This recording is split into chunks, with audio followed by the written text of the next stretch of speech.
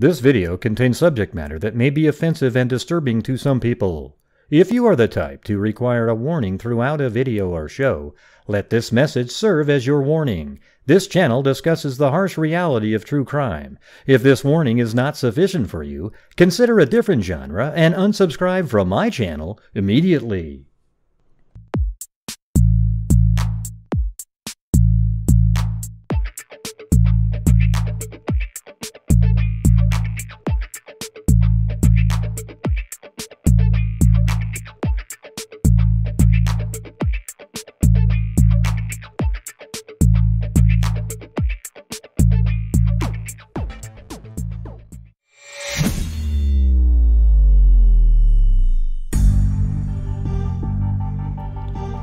Hello, Freakazoids!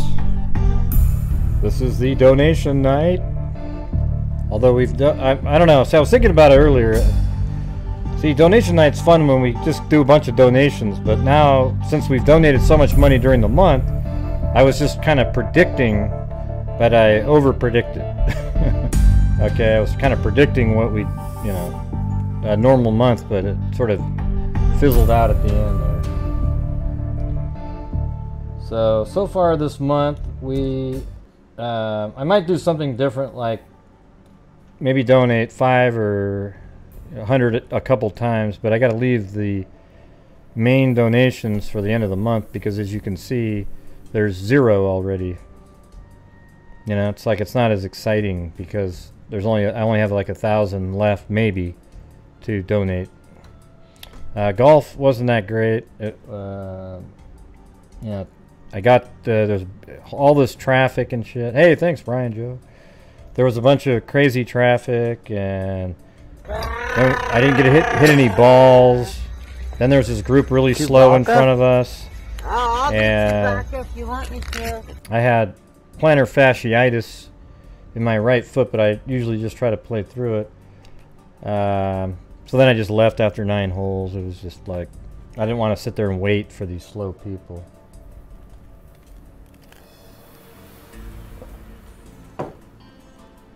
Thank you, Brian Joe. So far this month we donated, hey, thank you, Amber Maida. We donated $500 to Nick Mech.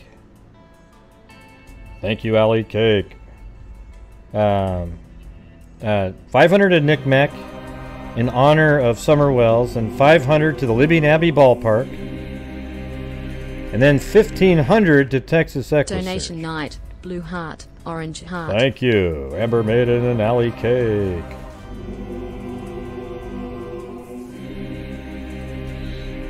Awesome. So we'll do this for another, I don't know, maybe till 7 something, and then we'll switch over where people can call in if they want. Hey, thanks, Liver D. But oh yeah? 26 over par. That's crazy, Cairo. Hey, thanks, buddy. Chewbacca? Oh, I'll be Chewbacca if you want me to.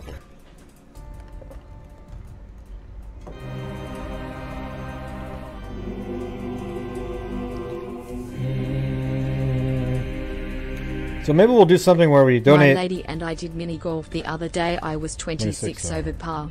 Yeah. No joke. We'll do something where we donate 500 a couple times and then save the most of it for the end of the month. Okay? Because I think that makes it more exciting at the end. Thanks, D&K Reck. Normally this is the night where, you know, you kind of make up the difference. But I guessed this time and I was overestimated. It's like she got 3 hole-in-ones. Donation night dollar crescent moon. Let's get freaky freaks. Thank you.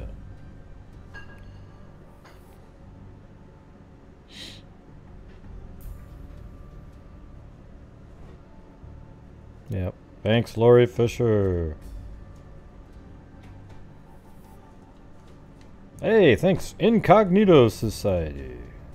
Awesome. Thank you. Yeah, so far this month, like I was just saying, 500 to Nick Meck in honor of Summer Wells, 500 to the Abby and Libby Fund, and then 1,500 to Texas EquiSearch. And then I'm hoping to be able to do another 1,000 to our DNA fund tonight. So that would be 3,500 for the month, which is almost as good as the other last 2 months, but not quite. Freaks _ basic generous. Thank you. Appreciate it. Yeah, so far this year we're at 24,500. I'm hoping to get it to 25,500 by the end of, you know, by the time the donations come in. Thank you.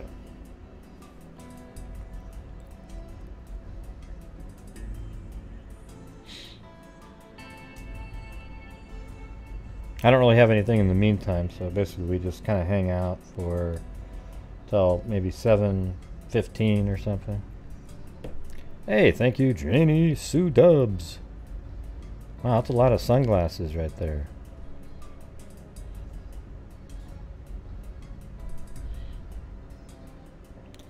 You know, I can't tag ESSE because I don't know where the butterfly is. Chewbacca? I'll be SE Chewbacca if you want me 1868.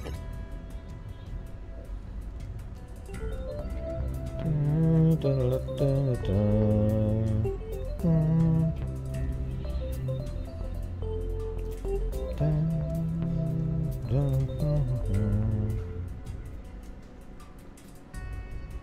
Cat Lover 33. Oh, that's you?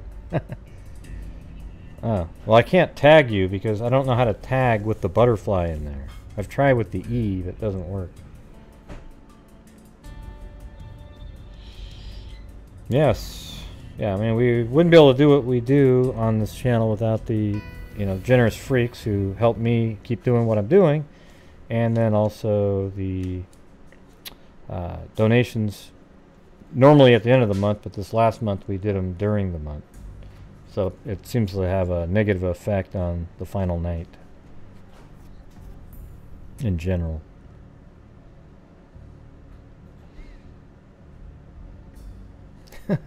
Yeah, it's weird. I don't know how to tag you with the butterfly. Do you have to find the butterfly and go at butterfly?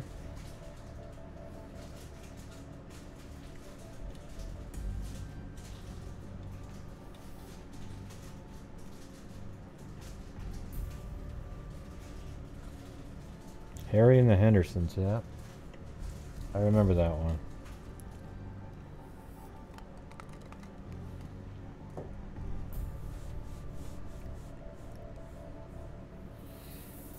It's strange. Every time we do a donation night, we always get so many fewer viewers. Why is that?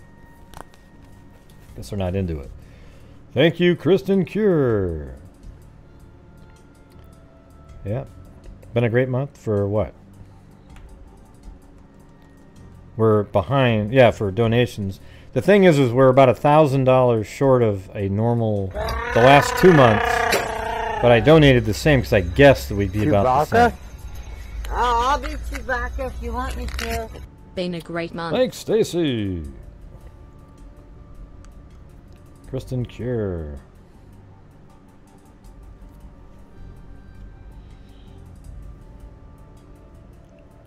That's okay though. I mean, we've already done 2,500. Remember last year, 2,400 was about what we were doing each month, and this month we've already done 2,500.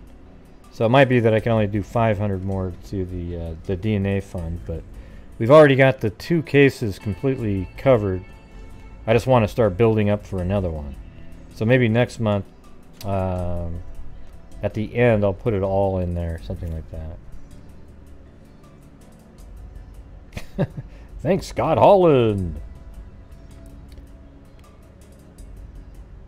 Yep. Keep your true crime investigations job. Yep. Yeah. No, it's I'm really hoping to God that the Summer Wells case gets solved really quickly, and you know, to get justice, and also just to, you know, the every Tom, Dick, and Harry channel has a video now on it. It's unbelievable.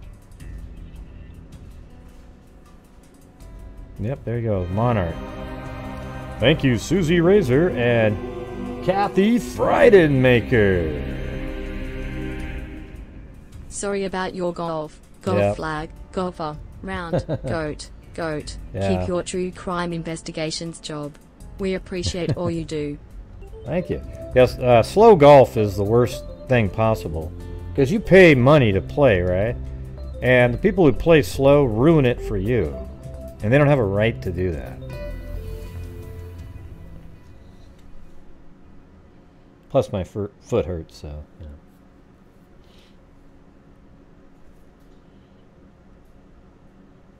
Yeah, it's just god awful. And these guys are the ones that leave their cart in the middle of the fairway and had to walk back to get it. And then I went up to them and I go, hey, you guys, you need to keep up with the group in front of you. We are, man. No, well, here's the thing. It's tee to green. Get the hell out of there. Off of it so people can play. You know, lollygagging out in the fairway, that doesn't work. Yeah, it's not really that relaxing. When people are slow, I hate it. You know. I like to go out and play well and keep moving. I don't look at golf as a relaxing sport. I look at it as a, you know, fun. Something to, you know, I don't think of it like that. I guess compared to others, it might be. Yeah, that's exactly what it is. I played around in 47 minutes in a cart.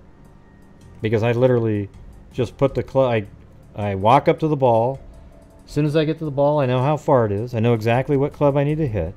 I just grab the club, put it on the ground, and swing it. There's no practice swings. There's no extra, you know, sort of waggles and shit. I literally put the club behind the ball, swing it. So this is how fast it takes. Walking, walking, walking. Pull my club. Stand behind the ball. Backswing. Out of here. Gone. I would say 15 seconds maximum.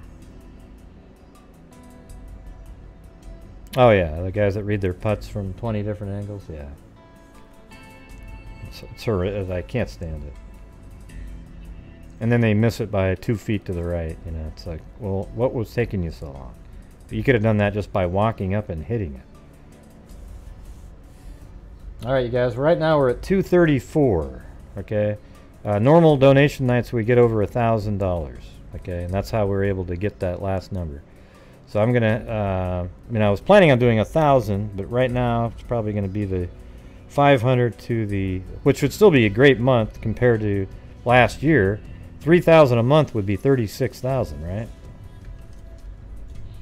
And last year we did 22 because we weren't able to do the 2,400 until later in the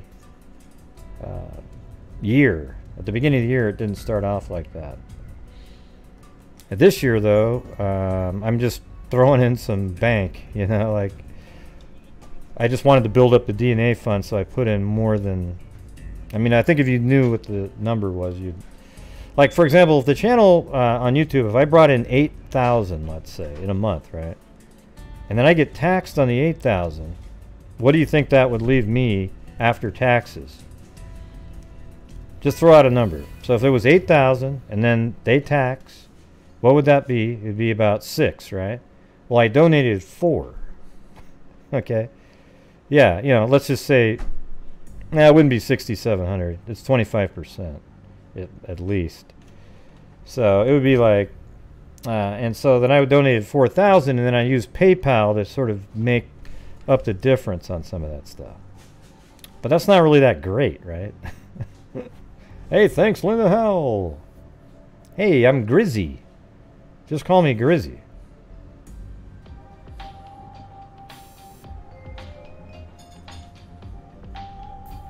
Yeah, 2,000 would be 25%. I usually pay taxes. I think it's something like 22% to federal and then 8% to state. You and all the freaks. So it's usually about 30%. And then at the end of the year, oh yeah, well it's 22% I pay to federal and I have to pay 8% state. So it's 30. So like if we bring in 8,000, that actually ends up being 5,800 or something. And then I donated this last month 4,000. And but got, you know, there was some PayPal that offset that a little bit. But it seems like that's a little bit over, you know. So I wasn't really thinking through it very well, to be honest with you.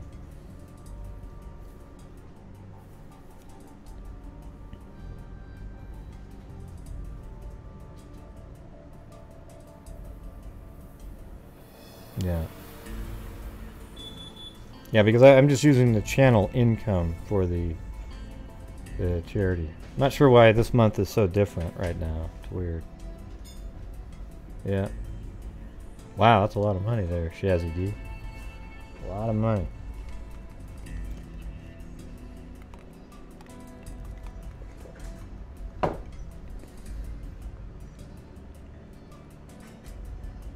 Even if it's gray, huh?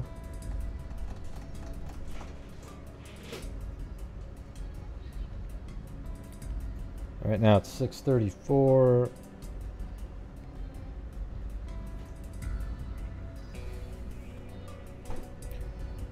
Yeah.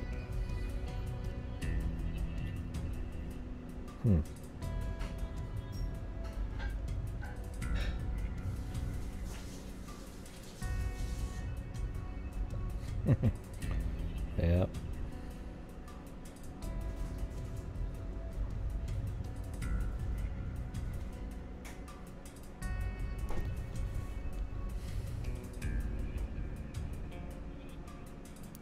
Baby, they're not just pets. Yeah. Yeah, Chloe's she's a tough little girl. I mean, yeah, she hasn't even missed a beat. She doesn't even seem to need the anti-inflammatory or anything. She just, you know, she figured out how to eat with that damn thing on her head too. I mean, pretty crazy.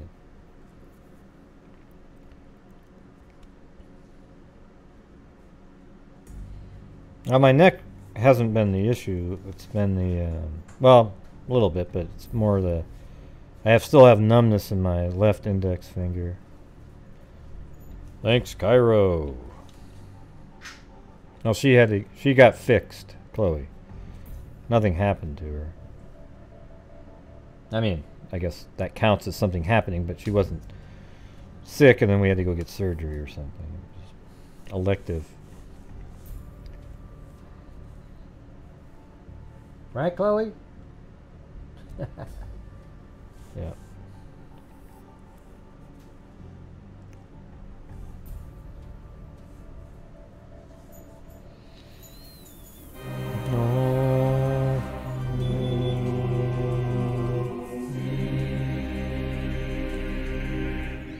Yeah, too many of them. Thank you, Janie Sue Dubs.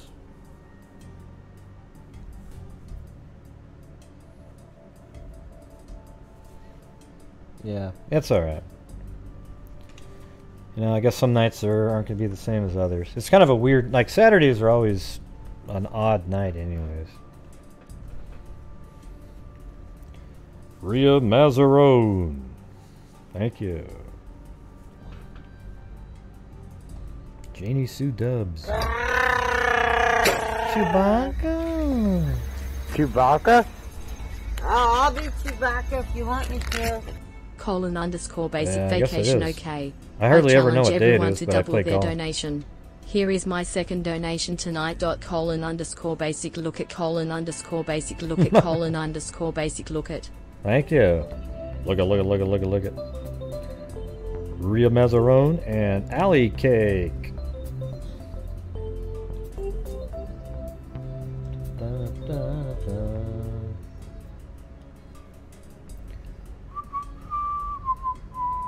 Oh, and thank you to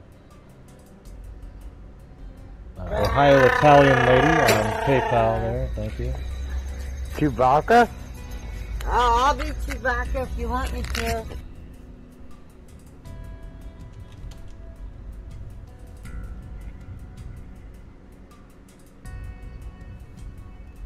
Thank you, Francine Smith.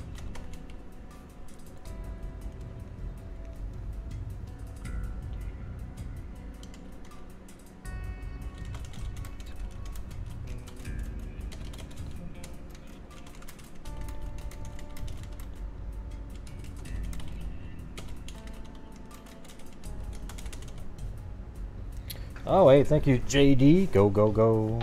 Gwendolyn B, thank you. Oh, you got your girl code mug, alright. Yeah, do it. Send in a picture, send in a picture.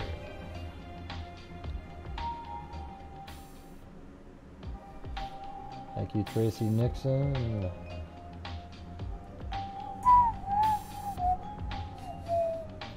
Yeah, so far this month we did 500 to Knickknack, 500 to Libby Abbey Ballpark. We did 1,000 to Texas Equus Search, and then another 500. Another 500 to Texas Equus Search. So 1,500 to Texas Equus Search, and 500 to 2 different charities. And go, go, go. Zombie, thumbs up. Zombie, thumbs up. Yeah. Dun, dun, dun, dun.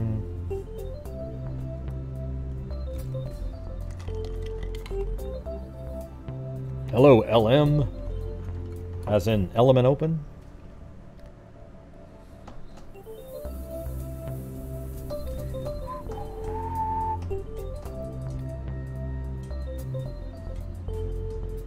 I always like that name, Quietly Frozen, to go.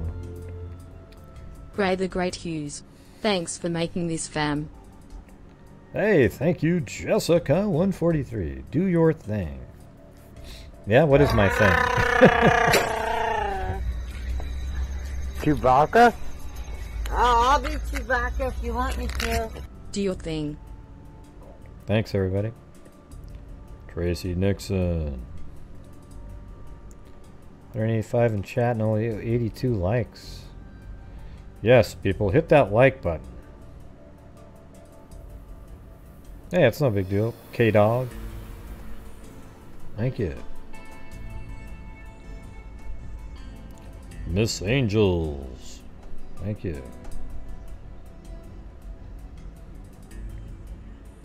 Oh my god. Quietly Frozen just became on fire. Man, that was so clever. You guys got to give me credit for that. She's quietly on fire. Awesome work. Smiley face. Thank you. Miss Angels, Quietly Frozen, Gina Burka, K-Dog, Tracy Nixon. Sorry I'm broke. Donation night. Woo. Hey, any amount helps out. It's all the same, really. If you had 1,000 people do $1 or 50 people do 25, it's all the same. Or 20. 50 people do 20.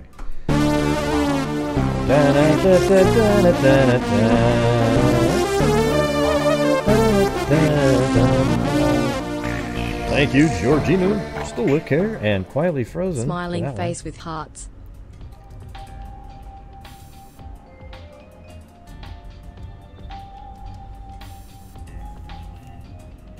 Quietly Frozen. I don't know what that is, why I like that name, but it just seems so random.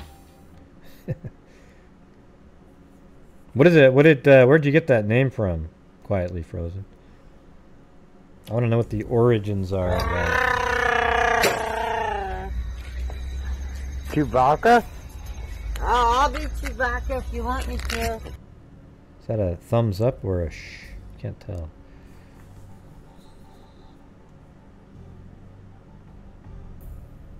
Yeah, I added that horse in there. Got rid of that lady dancing around. That was kind of wasn't really... I made that animation, but it was just like nothing. I gotta find more stuff like that. Like little things that, you know, that have shown up on the show. But if you guys want to call in, if you would like, and talk about the show or whatever, see, you know, talk about what you want to be doing this next year. I'd like to... It seems like we should be able to find some cases where we're really spending time on that nobody else is talking about, but like even trying to get family on and work with them and try to get some things figured out.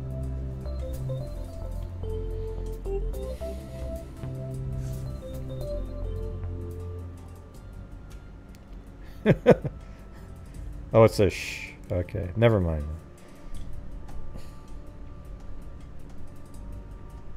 Thank you, CJ Gem 80, Lynn M, Michelle Shade.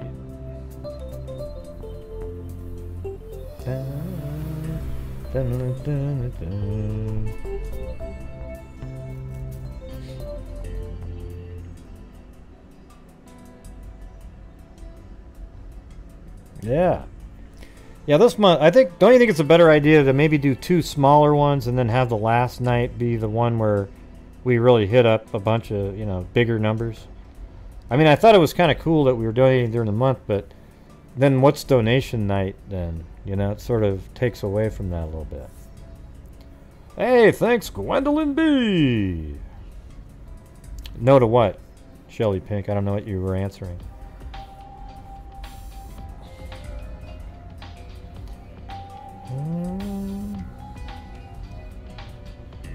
Haven't done a cat eye donation in a minute. Well, thank you, Gwendolyn. Yay, donation night. Thanks, Gray.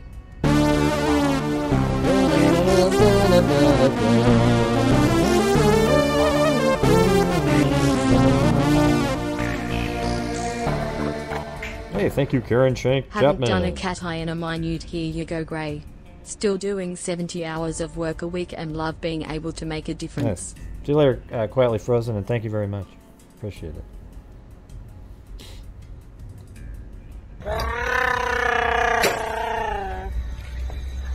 Chewbacca? Oh, Yeah. Chewbacca. I think it's better at the end, though. :_basic generous :_basic generous :_basic generous. Well, I mean, I want to still do some during the month, but like this last month we did 2,500, and that doesn't leave a lot for the donation night, right? So it'd be cool to do like a 500 here, 500 there, and then mainly keep the main amount for the end. But I don't know. I guess I just do that randomly, anyways. It's sort of like if something makes sense.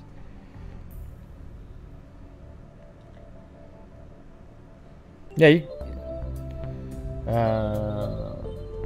Well, maybe wait till like 7 o'clock to call in or something.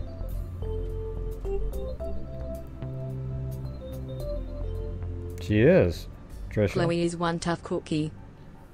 Yeah, she has that the cone on her head and figured out how to eat. I bet she can hear really well with that thing on, though. Like a sonar, you know.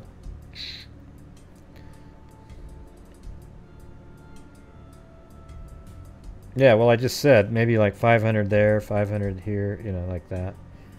But mainly keep the most of it for the end of the month, because what happens is when I'm doing that, I don't know what the month entails, right? Because let's say there's a month where I go and I start donating 500, 500. 1,500, and then I only bring in 4,000 or something. I actually lose money, and I gotta have there's got to be an income for the channel too, right? So I'm just this month I just sort of guessed and got kind of close. I hope you know what I'm talking about. No, Chloe only barks when Blue barks. Like Blue's. Hey, thanks, Denise Smith and Gwendolyn B.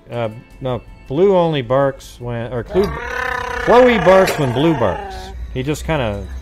Chewbacca? Oh, I'll be Chewbacca if you want me to. In honor of missing little Michael Vaughn from Idaho.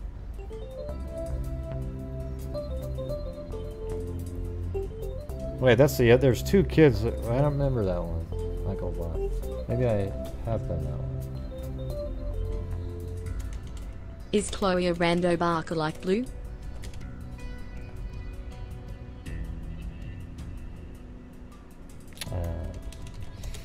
Yeah, basically, Blue barks at the door, and then Chloe comes up behind him and starts growling and then bites him in the ass. She doesn't actually have anything to bark at. Thanks, Gwendolyn.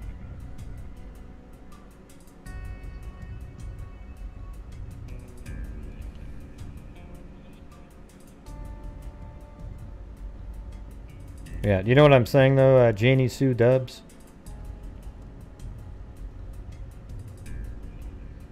Because it makes it hard. At the end of the month, I know what income came in, and then I can do a reasonable amount. But when I do it during the month, I'm just taking the chance. Hopefully that makes sense. Although, you know, it's obvious that there's a certain amount that I could. That's why I'm saying maybe 500, 500. Or maybe, you know, maybe try to do like 1,500. But another thing, too, is I want to be able to start building up the DNA fund, which takes bigger blocks of money. You know, like you need to send in 2,000.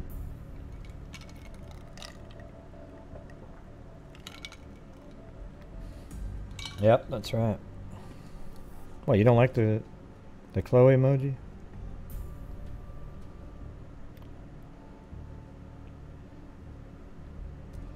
Yeah, there's so many.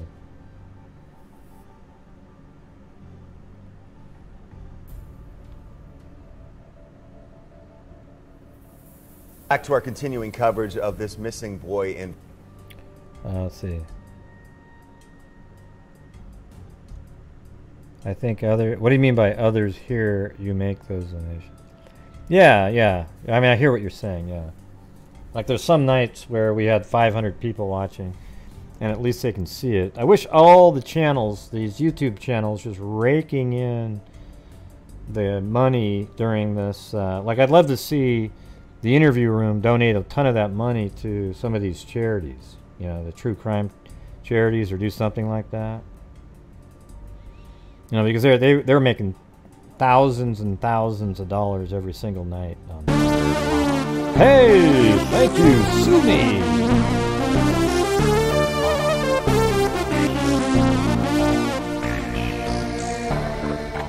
Oh.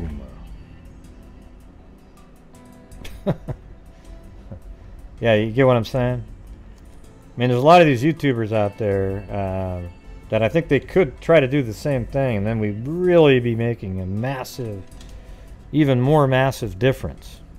You know, we've donated $46,500 since January 2020, and hopefully we'll get to another 1,000, so that would be 40, let's see.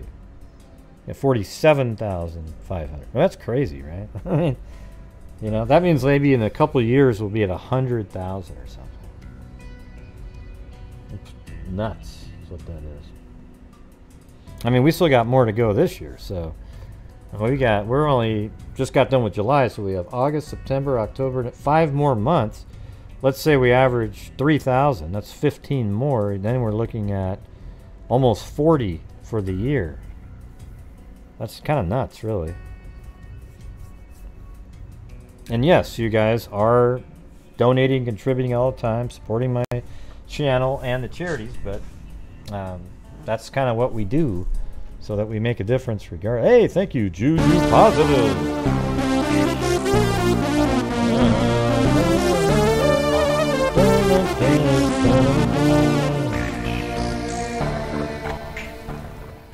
__ basic cat July donation night __ basic generous.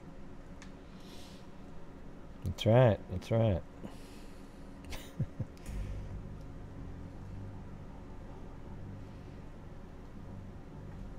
Hey, well, thanks, Alley Cake. Yeah. Now, you know, I could sit there and do like these you know, fundraiser, like you just put a charity up on the screen. The problem is I think we are able to donate almost, you know, like more over the year, because I think people get fatigue, but they actually like supporting my channel, and knowing that part of it goes to charity. That's what I've been told anyways. So.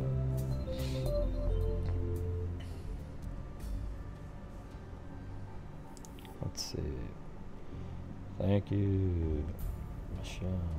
Don't get me started on all the YouTubes. Yeah. Yeah, I mean, I'm sure I'll talk about Summer Wells again. You know, if there's breaking news, any sort of newer information, you know, we got to talk about it and see if that changes the theory. You know, my theory is that it's like, you know, 80% chance that it's one of the parents and the grandmother have something to do with it, one of the family members. And then there's a 20% chance, or even less than that, if I was, you know, maybe it's like 90. But, you know, I would say that's more likely that's even Don't get me started on all the other Dawn hit or stations. Summer. And then if Dawn can't prove his whereabouts, then he starts moving up even further, like ahead of not Summer, Candace is what I meant to say a second ago. Sorry.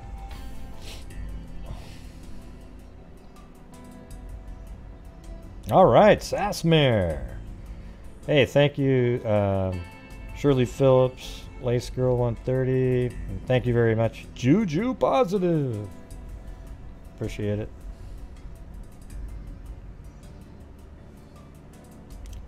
Well, hey, thank you. Yeah, we actually have a, you know, so I take all the channel membership, all the ad revenue, and all of that, and you know, if I can get, you know, I try to donate like at least 50% of the amount after taxes. Okay. And then PayPal can sometimes boost that up a little bit or not. This month I had a couple of really generous PayPal donations, so I might be able to still do that 1,000 anyways. But.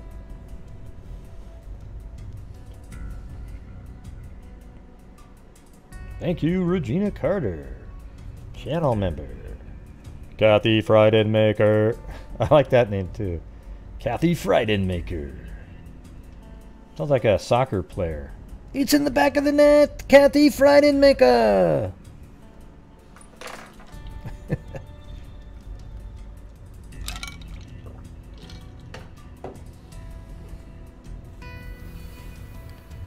How do you feel about non-members donating? I don't mind. Yeah, you don't have to be... No, it's just if you have a membership, that money, you know, like let's say you do the $5 one. Well, that goes to the income on the channel. Yeah, but Gwendolyn, why aren't you a member? You're always donating these generous amounts. You could easily be a member for... I mean, there's a $1.99 option in there. Thank you, Zozo.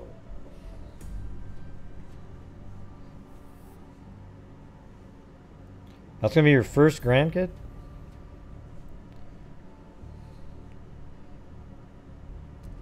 Oh, okay. Awesome. You will elaborate on your call. How about that? Sounds good to me. Sounds good to me. Chewbacca? Oh, I'll be Chewbacca if If you want me to do. Oh, if you want me to, not want me to be.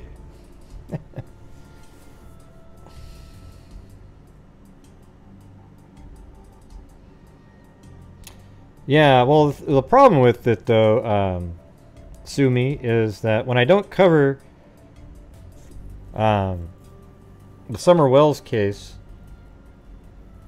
you sort of get left in the dust a little bit. Because on those nights where there's these random streamers covering it, it just sucks all of the oxygen out. So you almost feel like you've got to do something. It's a really weird feeling, you know.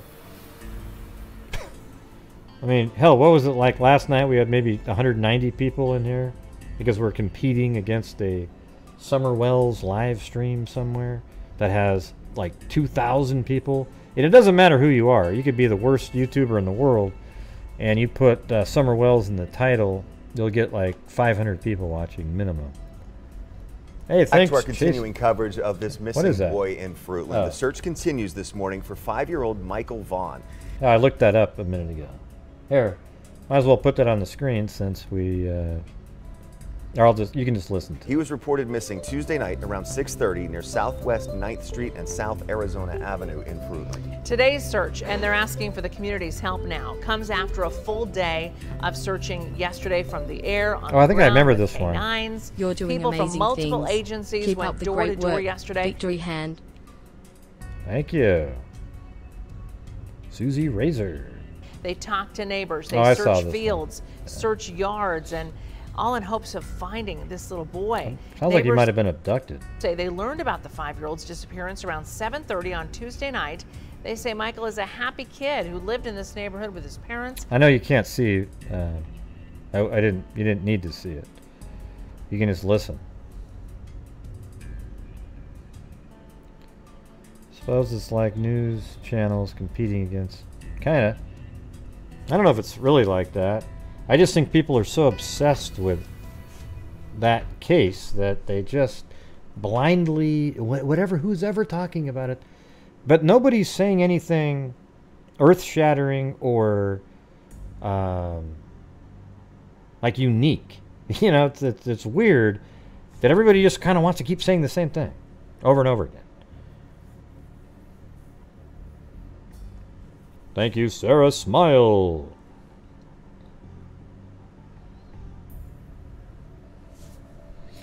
Yeah, I guess I can switch it over to the other screen if you want to see this. Coverage of this missing boy in Fruitland. The search continues this morning for 5-year-old Michael Vaughn. He was reported missing Tuesday night around 6:30 near Southwest 9th Street and South Arizona Avenue in Fruitland. Today's search, and they're asking for the community's help now, comes after a full day of searching yesterday from the air, on the ground with K9s. People from multiple agencies went door to door yesterday. Exactly like that. They talked to neighbors, they searched fields, searched yards, and all in hopes of finding this little boy. Neighbors say they learned about the 5-year-old's disappearance around 7:30 on Tuesday night. They say Michael is a happy kid who lived in this neighborhood with his parents and his grandfather. Cynthia Walker lives in the neighborhood. She was walking her dog as the search was happening. At 5 years old, I don't know that he would wander too far without one of us seeing him by now. There are volunteers, many volunteers out searching, scanning the fields, and we just want to have Michael back. We want him home safe. We're just praying for the family, praying for Michael. A code red is in effect for Michael right now. He is considered an endangered missing person, and obviously we all have very high hopes that we find Michael today. It's in Fruitland, Idaho. All around our region, including Idaho State Police. Fruitland Police are now asking everyone who lives there to please search around your homes, and they want people to search their crawl spaces, their sheds, trailers, vehicles, anywhere that a boy could be hiding or even stuck right now. Again, this is a photo of Michael, blonde hair, blue eyes, about 3'7", last seen wearing a blue Minecraft shirt, dark blue briefs. If you know where this boy is, call 911 or the Payette County Sheriff's Office. And once again, the Fruitland Police Department is coordinating a citizen search this morning. So many of you have reached out to me and asked me if you can help. This is your moment. It will start in the southern parking lot of Fruitland High School at 9 a.m. They'll be searching between 9 and 1 p.m. with the public today. This is an organized, coordinated search with authorities, so please go to Fruitland High School to begin that search. Doug?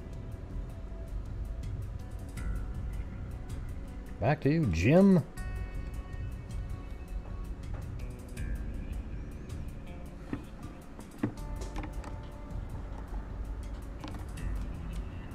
Is that what this is? I don't know. For attending today, you know, this is this thing is monumental. The Federal Bureau of Investigation, Captain Matt Sly. Is this about? With the Idaho State Police. I've got Chief John Plaza with the Payette Police Department, Brian Marinelli, with the Idaho Mountain Search and Rescue team. And I've got the family of Michael Joseph Vaughn here, Brandy and Tyler and Brandy's sister here today with us. So I'm going to read my press release to you, and then I'll stand by for a few questions for you once we complete this, okay? Today, the Fruitland Police Department, in conjunction with the state police, multiple Treasure Valley law enforcement agencies, and the Federal Bureau of Investigation, we continue to search for missing and endangered 5-year-old Michael Joseph Vaughn, MJ to his family and friends. Michael was last seen near his residence on Southwest 9th Street in Fruitland at approximately 6:30 p.m. on July 27th, 2021. Operations to date include the methodical search of the area near Michael's residence, which included 2 irrigation runoff ditches, which were drained by the Fruitland Public So I think Works it's like Department. right around in this area right here. Search and rescue effort. This is 9th including Street. the use of canines, aerial, and marine and Right land there. support. Idaho Fish and Game officers are continuing Looks to like they're search looking the river in by this boat, field. 4 to 5 miles downriver and back up, and in the sloughs of the Snake River as well. The Fruitland Police Department will continue to organize search and rescue operations with resources provided by the Idaho Mountain Search and Rescue Team, the Fruitland Fire Department, and the National Center for Missing and Exploited Children. There you go, and National others. Center for Missing and Exploited We've Children. received a tremendous amount of support from the Fruitland community, and will continue to call upon them, but as needed. We're continuing to seek the public's assistance to identify individuals who are in the area of Southwest 8th, Southwest 9th, and Cornwall Way in Fruitland from 6:30 and 7:15 p.m. on Tuesday, July 27th, 2021. If you were in that area or you know someone who was, please contact us at 208-642-6006, extension 0. That's the Payette County Sheriff's Office, and again, a tip line. All right, hey, thank you. We've got Ohio Italian lady on PayPal. We've got Paulette Leonard.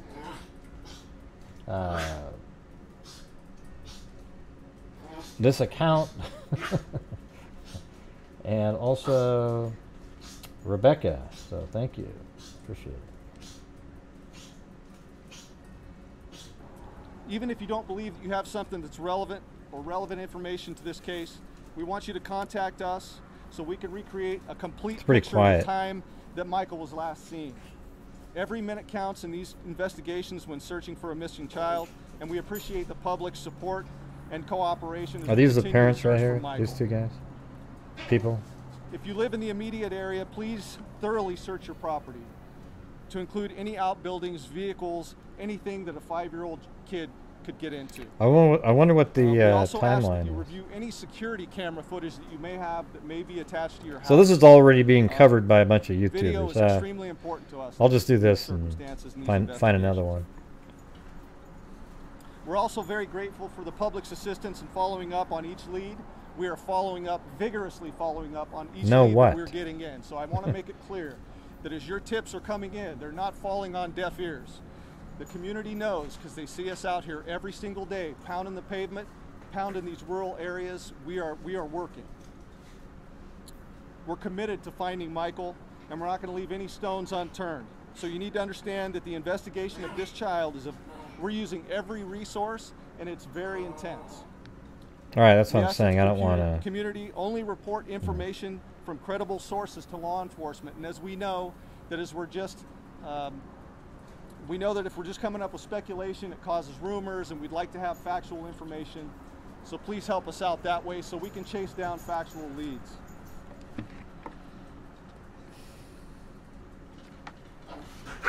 We also want to emphasize that Michael's family continues to be 100% cooperative with our investigation, and we're asking you to be extremely respectful of their privacy during this situation, and we would appreciate that. Super difficult time, as you would know. So Michael was last seen wearing a light blue Minecraft t-shirt over here on my left, dark blue boxer briefs, a child size 11 sandal, and he stands 3'7" tall. He's 50 pounds, He's got blonde hair, blue eyes, and he answers to the nickname Monkey. If you see Michael, hey, look, you got a have Monkey any Mar information that would lead us to his whereabouts or his location, please call the Payette County Sheriff's Office at 208-642-6006, extension 0. So we just want see, look at, hey, Monkey Mar, those kind of comments are dumb, okay? That they're too calm for you, okay? How do you know what they were doing earlier? You know, just quit doing that. Listen, I'll tell you what, there isn't a soul in here that's really good at watching a press conference and knowing if they're telling the truth or not, okay? None of you can do it. I know that you think you were fantastic watching Chris Watts, okay, but it never works out. It's like you're wrong 90% of the time. So instead of don't type something in, there's no point of doing it. Just look at it, think your own little thoughts, and move on, because later on you always end up being ashamed at what you typed in. Well, you don't know what you would do if it was your situation. To our community, we thank you for your continued support and the media. And, but yeah, you don't know anything about it, I'll Monkey stand Mar. for a few questions. How you would be or anything. Yeah, who knows if maybe they're doing the same thing.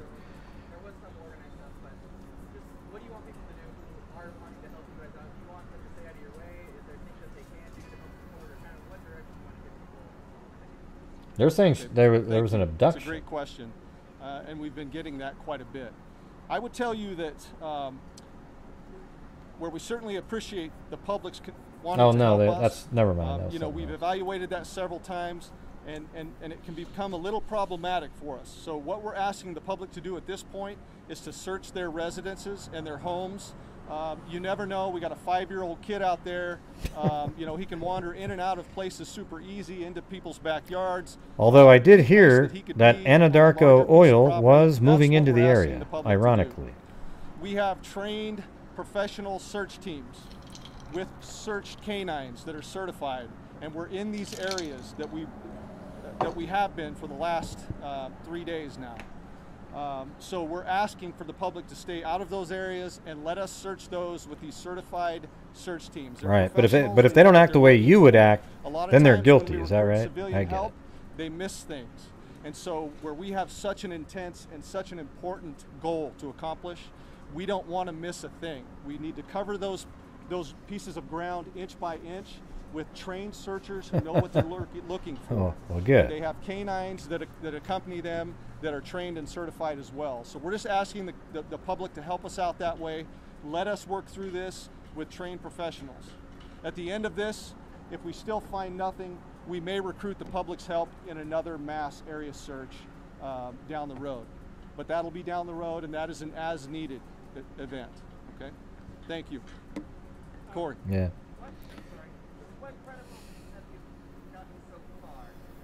When is that? Corey, thank you for the question, but I'm not gonna opine or weigh in on the ongoing investigation into this thing. I just can't do it. So I appreciate that. Our focus and our main focus is finding MJ and bringing him back to his family, and that's where we're at right now. Search and rescue operations, and we're going to continue doing that. So thank you. And you mentioned K9 teams coming in. Were some canines brought in from out of state as well? Well. Yes, they were. We've got canines. Hey, thank you, Gwendolyn B. 10 specific canine teams from at least 3 different agencies. I'm sorry, can you step up to the podium for just a second? Sorry. We've had at least 10 separate canine teams from 3 different organizations that span from coast to coast. And so, Thank you, Brian. Yeah, you're welcome. then where's the kid if he just wandered off? Oh my gosh, thank you for the question. These outside agencies bring everything to the case that I can't. Manpower, resources, equipment, I mean, everything. I mean, the city of Fruitland, we're a small city. You know, we've got 12 officers out here beating the street every day. So bringing these experienced, qualified people into these investigations for us it's just completely incredible, and it's huge for us. The City of Fruitland Police Department. Hey, Monkey Mar, I know that you think that you would act a certain way, But just because somebody else doesn't act the way you do doesn't mean that they're guilty of something, right? I mean, that's the truth, isn't it? I just want to make sure that you understand and handle that. those calls for service that we need to while adding support to this team. You know, in high school when they used to teach typing, I think they should teach how to act the correct way if some tragedy happens so that you're not crucified on social media. No, I heard what you said. You wouldn't be calm, but does that mean that they are guilty? Is what we said. We already heard what you said. We already heard what you said. What are you talking about? See, Monkey Mar just didn't listen to me at all and said, I said I wouldn't be calm if I lost my kid. I know what you're saying, but when you're saying that, you're saying that they're calm, therefore something they did is wrong. I know, but you're saying that they're acting calm, right? So that's what you're pointing out, right? Come on, be honest. That's what you're pointing out. Oh, Monkey Mar's not a troll. She's been around a long time. I'm just saying, you pointed out, like, because they're calm, you'd be out tearing up the neighborhood, and yet here they are. Okay, Monkey Mar. I think it was pretty obvious what you were saying right at the time.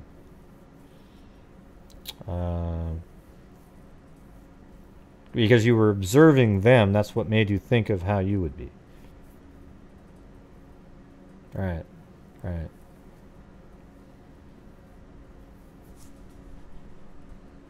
Here as we continue this investigation. Yeah, it's incredible. Right, well, there you go. That's what you were saying. See, now we're getting to the truth, Monkey Mar. I should be a psychic, right, everybody? Put a 1 if I should be a psychic. I don't understand your question. So any other equipment? So we do have drones that have Just been brought kidding, in just- from the Meridian. No, but I was right, Monkey We have Mar. Idaho You State can Police shake your head, but you drone, just admitted as well it. as a Payette County That you drone said and it because they were Sand Hollow calm. Fire drone, all of which are pretty sophisticated, and they have FLIR capabilities, and we are continuing to use those as we search. I thought that was pretty funny. FLIR is a forward-looking infrared. Well, I won't thermal really be a imaging psychic, device. but And I could be. We put that up there. We like to primarily do that in areas where it's a little bit cooler, so maybe in the morning or late at night, where we can get a little better signature or heat signature on those devices. And so we're continuing to do that. It's a great. Don't worry about it, Monkey Bar. I'm just flipping you crap. All right. Hey, thank you, Jessica Schubach. I see you, Monkey Mar. I see you. You know, I will tell you that he was last seen there on Southwest 9th. We're still trying to pin down some directions to travel, but I don't have that. You know, our goal is to find. See, that's a little weird too. That's sort of similar to other cases, everything is right? on the table on this.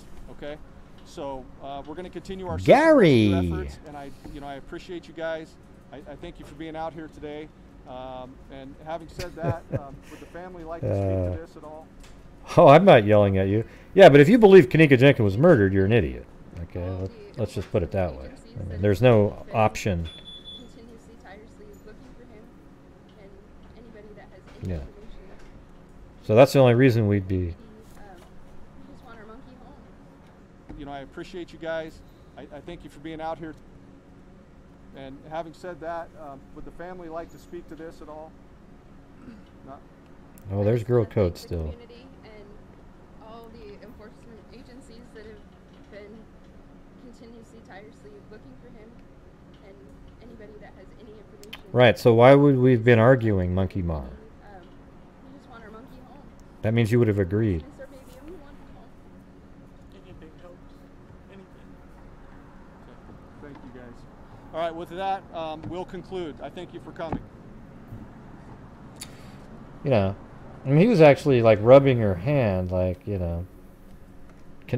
Never mind. I don't really give. You know, I when I see that, I don't know. I don't get a feeling for guilt or innocent or anything. It just looks like two people. Well, tonight, at a press concern and conference. confusion in Fruitland as law enforcement and the community continue to search for a missing 5-year-old boy.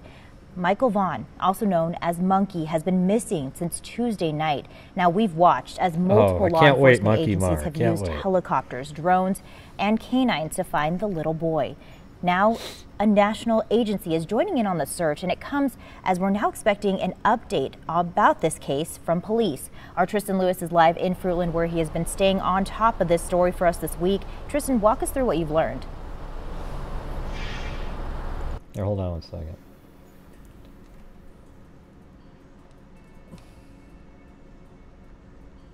Here in the Gem State, the Snake River Complex fire burning more than 107,000 acres. Ah, crap. I was trying to get the link.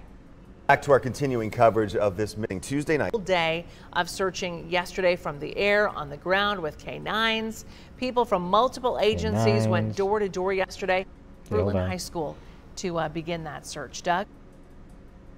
So here's the next one. Well, tonight, concern and confusion in Fruitland as law enforcement and the community continue to search for a missing 5-year-old boy. Michael Vaughn, also known as Monkey, has been missing since Tuesday night. Now, we've watched as multiple law enforcement agencies have used helicopters, drones, and canines to find the little boy. Now, a national agency is joining in on the search, and it comes as we're now expecting an update about this case from police. Our Tristan Lewis is live in Fruitland, where he has been staying on top of this story for us this week. Tristan, walk us through what you've learned. Shira, the National Center for Missing and Exploited Children say they have a team on location in Fruitland. That team is known as Team Adam. They help with local law enforcement agencies on their search, spread awareness of children's disappearances, and help families during this devastating time. The National Center for Missing and Exploited Children were not able to go into full details about what they are bringing to Michael's case, but in general, Team Adam is made up of retired law enforcement professionals. They are sent to sites where cases are unfolding to provide ground technical assistance and other national resources. They also bring equipment and more resources for each case. And while Team Adam is currently on location, the Idaho Army National Guard was in the area Wednesday, also aiding in search efforts. They were asked to use one of their UH-72A Lakota search and rescue helicopters. Our crew conducted a thorough search of the area of interest, but unfortunately they were unable to locate the missing boy. The Idaho Army National Guard was soon after called off the search. Lieutenant Borders tells me they get their requests for these types of operations from the Air Force Rescue Center in Florida. And again, this search is still very active, and Fruitland police ask everyone in the area to check their property, their security camera, and if they see anything, let police know as soon as possible. And sure, like you were saying, Fruitland police will be holding a media briefing tomorrow at 2 p.m. at City Hall. And of course, we'll be staying on top of the latest on everything going on in this case, and any updates will be provided on ktvb.com. Shira. Thanks, Tristan. And again, we want to show you, this is a picture of Michael. He has blonde hair, blue eyes, and is about 3'7". He was last seen wearing a blue t-shirt and dark blue briefs. And if you know where he is, call 911 or the Payette County Sheriff's Office. Again, we'll also live stream tomorrow's news conference, and that happens at 2 o'clock tomorrow. All right. Well, maybe we'll take a look at that a little bit more here in a little bit. Try to get more of the details out of it. But I'm doing my I'm gonna send $1,000 into the what's it called? That's actually has a name. Intermountain Forensics. Okay. So I gotta put my card number in. Oh wait, I need to put more than that. That's a 500. Let me see. Can I do 1,000? Okay, there it is. Okay. All right, and that's the DNA fund. Thank you, Robert Girl.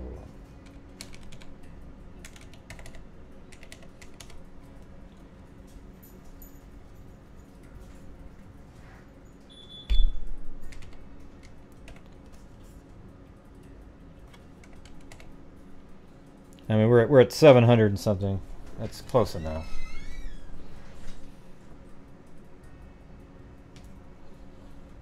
Let's see.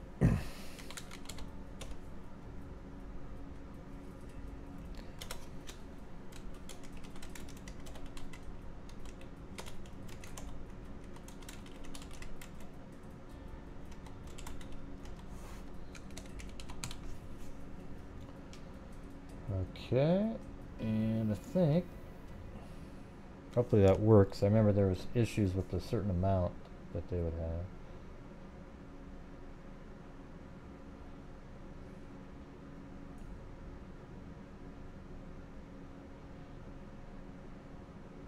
Share on Facebook.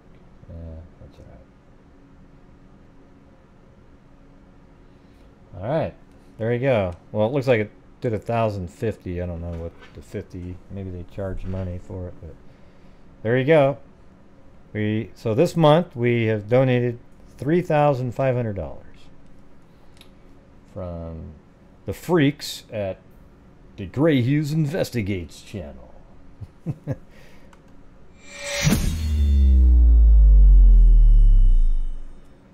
Alright, so let me add that to the gotta add that to the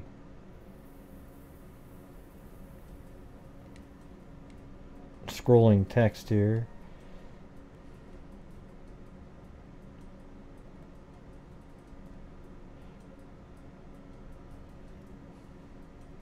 Hold on one second.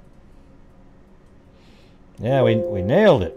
Boom. Okay, so you guys can start calling in if you want to. I'll take the calls. Okay, but I'm going to finish filling out this information, because if I don't do it, I'll forget it.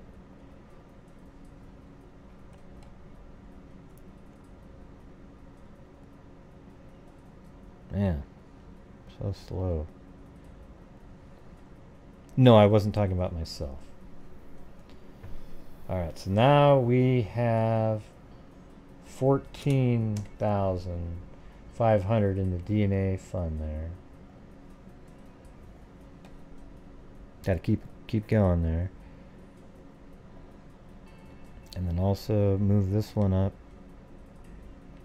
to 25.5.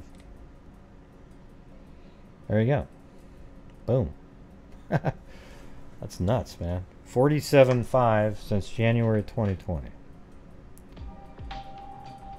Oh, is it really in Utah? Oh, cool. Excellent. Excellent. All right, you guys. Thank you, freaks, for making another good month out there, making a difference, regardless. Forensics right? is in Utah. Making a difference. Boom.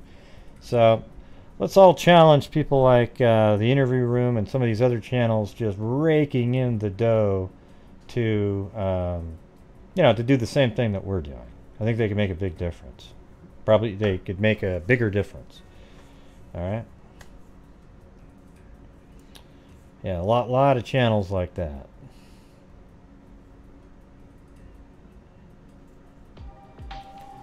Let's see.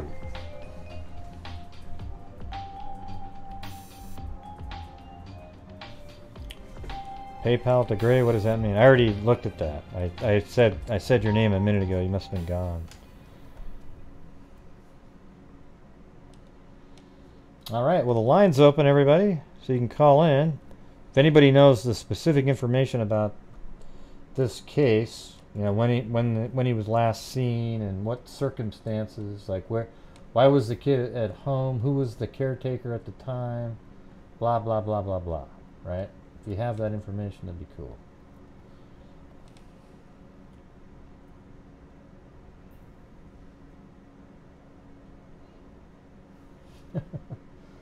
Yeah. Now, there might have been one more. Charleston Amy, thank you for the PayPal. I did get the receipt in from Intermountain right here. So there it is. I think they charged me $50 this time accidentally. I could have removed that, but there we go. So that did come into my email.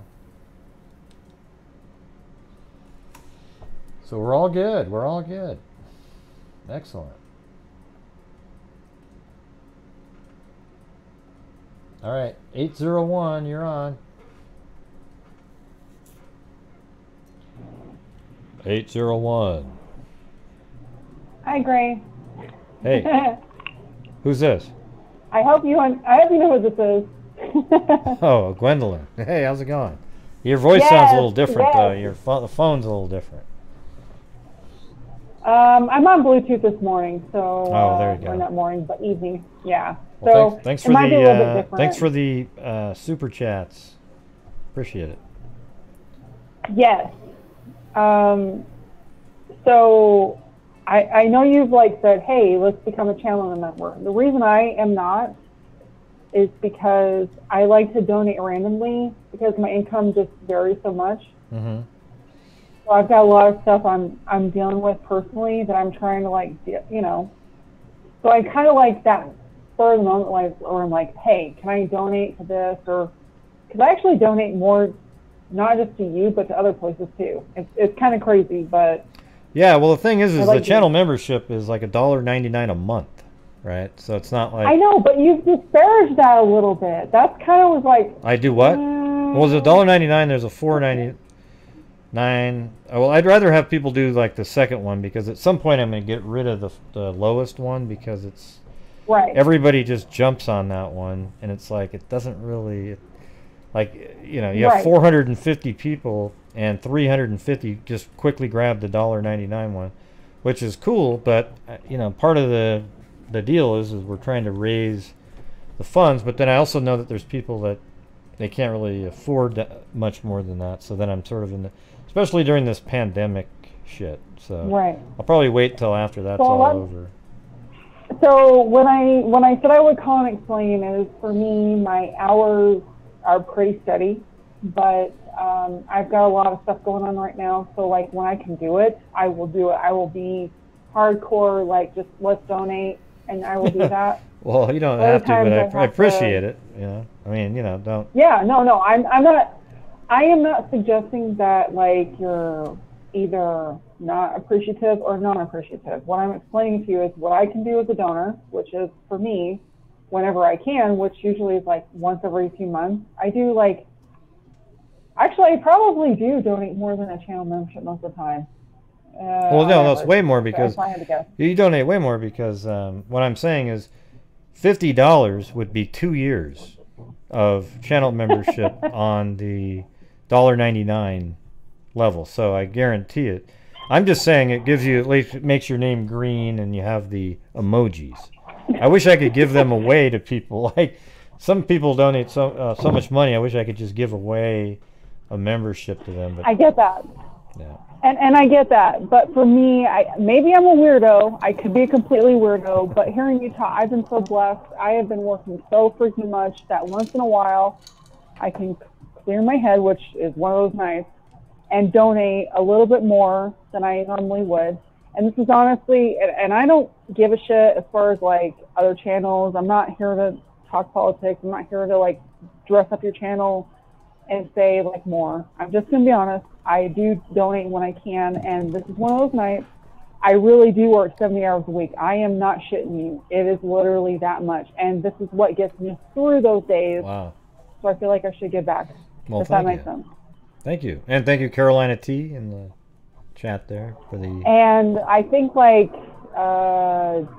2 years ago is when I started listening to you. So I was really like, I was getting out of a bad relationship and just all kinds of just personal shit. I mean, I'm not trying to like make it about me, but like this for me was about my ability to get my groove back, my solo groove back, essentially.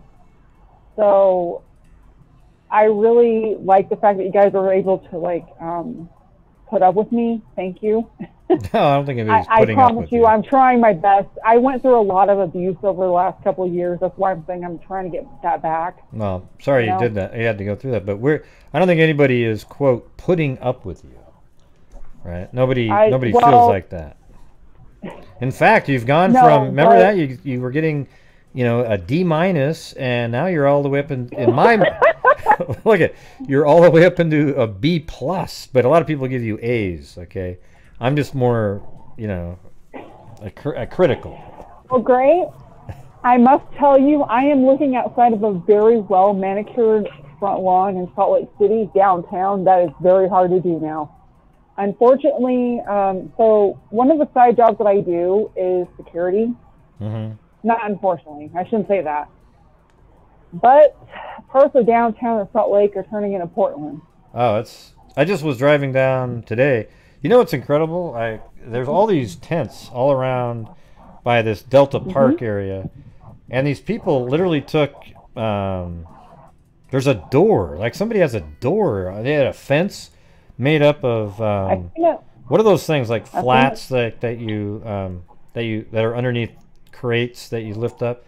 So they built this whole thing around, and then they literally put a door in there with hinges on it, and like they're just building homes right in the public.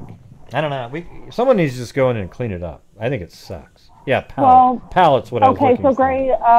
When I moved here in 2008, and I know that a lot of people are not going to have a reference point for this, and I'm just going to be honest with you. I was 23 years old. I apologize. I'm like still like getting some teeth fixed, all that kind of shit. But anyway, so I moved here in 2008 when I was 23 years old. We didn't have tent cities. And then like probably my last 2 years, I did. And I'm doing security on these. That's one of my side jobs. I work for the government. I work for healthcare, just living facility. So I actually literally have, by the way, just so you know, that's why I got the shot in my arm. I literally got the shot in my arm. So security, shot in my arm. And then my third job is with the federal government. I do work for the IRS. I can't elaborate on what I do, which is stupid because I'm not even high end. I'm not trying to bore you, but I'm literally trying to tell you that Utah is very business friendly, so they have a lot of jobs here. Yeah. Anyway, moving on from that, we didn't have tent cities here. And then I'm so embarrassed that I go to a security site and then literally I say, why are these homeless tents here? And they're like, well, you need to remove them. I'm like, that's fine with me. I can remove them, but why are they here? Oh, they've been here for weeks. And I'm like, what the, you know what I'm saying? It's ridiculous. I was embarrassed for Salt Lake City. Salt Lake City downtown is very clean compared to, like, it's just so different. I don't want to explain it to you. Probably because of the dominant religion here. Obviously, you could probably Mormon. Get that. But the point is, it really is very clean. I'm only 2 miles away from there. I live 2 miles away from there. I've been in this home for 10 years. I don't own it.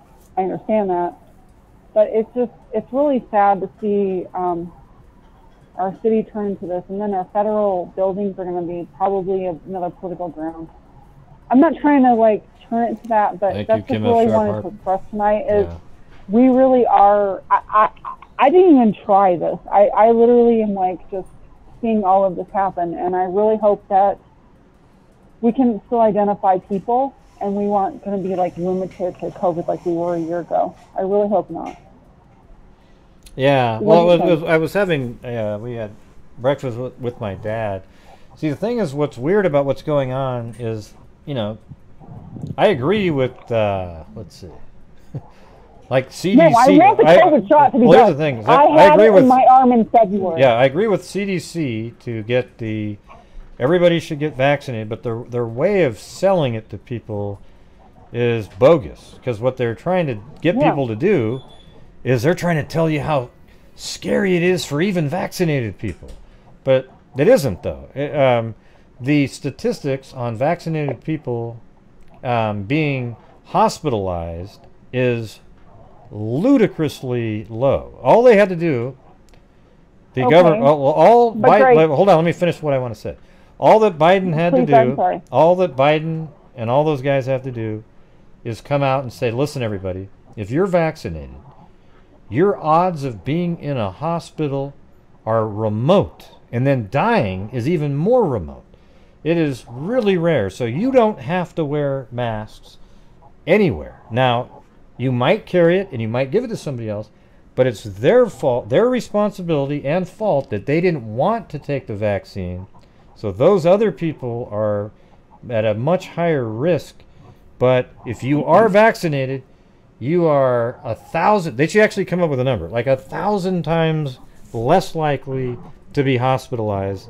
And then people would say, wow, maybe I should go do that. Instead, it's this weird sort of scary, let's start masking everybody again. And then you're thinking to yourself, well, why the hell would I get vaccinated when I have to wear my mask all the time? Sorry. I don't mean to say that word. I apologize. But that's what I'm saying is I literally, as a federal employee, may have to get it, and I did my due diligence by doing it when I was working in a private facility outside of the Fed. Thank you. Love the Sun 100. Thank you. Okay, go ahead. I'm sorry. I don't mean to sound like an asshole. I'm just being honest. I literally, when I was working in a federal facility when I became eligible for the vaccine as an employee. Yeah. And then I did everything. I was vaccinated by March, by my birthday. Did you have Moderna? Birthday. Did you have Moderna? What makes you think you sound like an asshole? What are you? Yeah, Pfizer's a lot easier to handle than Moderna, but yeah. Well, I heard. Well, there was other. Okay, so in my company, I'm still employed by this company. I still do like. So remember, I do 70 hours a week. I literally work in 3 workplaces. I shit you not. This is really the truth. And on top of, like, that's why I listen to you so much, because it gets me through the workday. But that's not, like, a plug for you, all those assholes that are, like, out there. Oh, it's a plug for Gray. It really isn't. That's literally how I do things. Anyway, so. Well, give me a plug. Come on. You can give me a plug? What do you mean? I'm not that That's good. Not a plug for Gray. I'm even less worthy listening to than you, honestly, at this point. I'm sitting in my front yard here. It's really nice. It's beautiful. I've had a couple of shots. I'm good.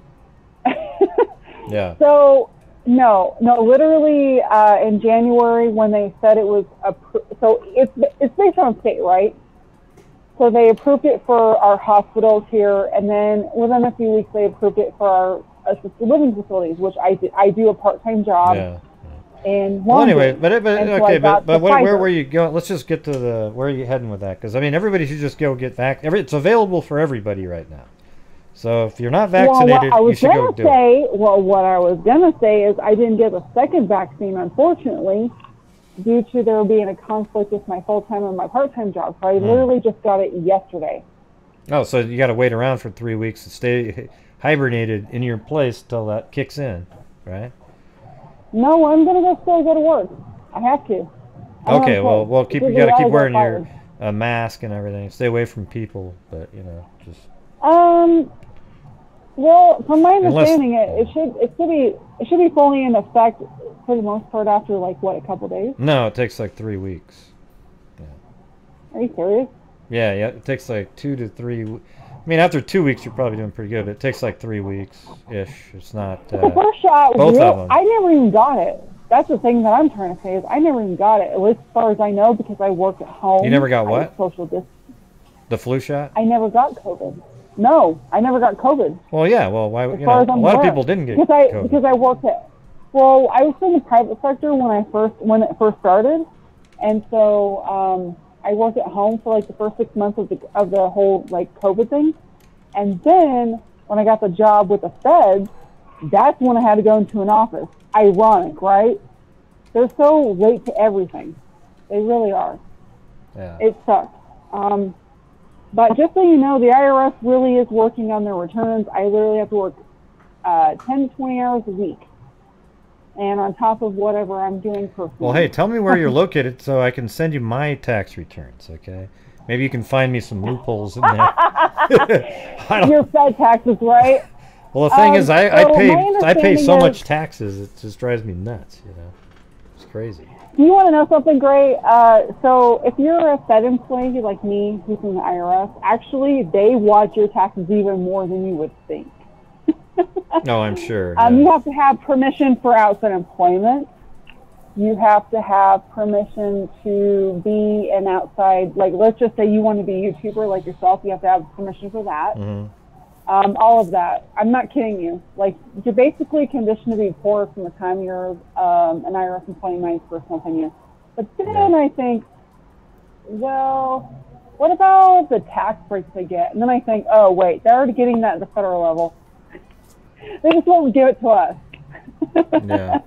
It's a sad joke. I'm not trying to be weirdo, but it's actually, I actually do run my own business. I'm not trying to put in a blog or whatever, but I do earn income outside of the IRS, and I do have to clear that with them, and it's been a pain in the ass. And everything I do with you is a pain in the ass. So anything I do financially, they do watch. Yeah. So it is true. All right. I'm sorry. I don't mean to sound like a weirdo. No, you don't sound like a weirdo. I hope not. But you should actually work 90 hours a week, but 20 should be an auctioneer. Because, man, you are the quickest. Where is that again? Oh, yeah, the one time I was down 15 on the 15, 15. Yeah, you hear that? Yeah. You could make No, easy but Gray, money. I really do work. Really do work about 70 hours a week. I really have been for like about the last. So you and me work about the same years. amount then. I mean, I have a full-time job, and then I do this whole thing where, you know, it's like another 7, well, probably more than 4. I work probably like, gosh, I don't even know, man. Because I do 7 days a week. I think 100.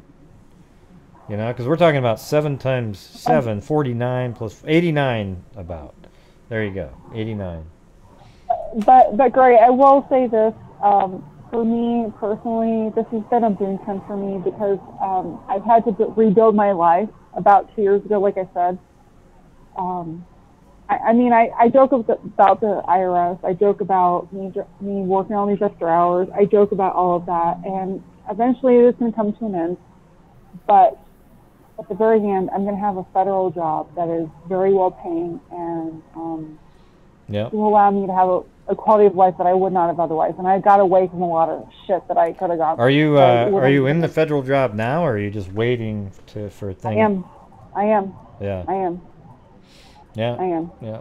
See, the funny thing is people always say, well, I work for the government, so I don't get paid. You know what's weird is people working for the federal government, their salary is actually more than most people, and they have this huge benefits package when they're done. So it's not like they're never underpaid.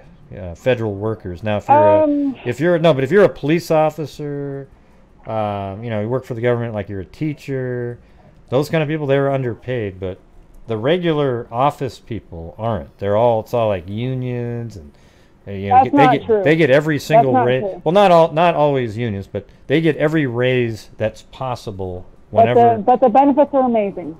I will say that. Yeah, but I'm not going to lie to you. But a lot of people don't realize that when they go, okay, so I make 90,000 or something doing something. Well, you know what? You probably make more than somebody else at that same level. I guarantee it. In the private world, you just don't know that because people around say, "Oh, you're underpaid, but the benefits are great." But over time, the pay actually gets huge for regular government work. Yeah. And guess what? Most of them never work overtime. As soon as that clock hits at 40 hours, they're out of there like you know, now you might be able to do it with what you do because it's something that has to get done. But the regular workers, you know, the ones that work for the State Department, they just go in, clock in, clock out at 5. They're gone. Well, let me explain, sir. I'm not going to get too detailed, but let me explain. So a lot of the jobs, so I used to work for the feds a long time ago. But just suffice it to say, I didn't work for them continuously. I took a 10-year into like the private sector. So I am very much aware of the private sector does. I'm 36, right? I'm not that old, right? So 10 years is not like a lot for a lot of speaking to other people. But I spent 10 years in the private sector, but prior to that, I was in the government sector. But now that I'm back in the government sector, the pay is fairly good for the area, but the problem is the cost of living is very high where I'm at. So that's kind of what we're combating right now. That's why I have to work a second job. That's why I have other goals.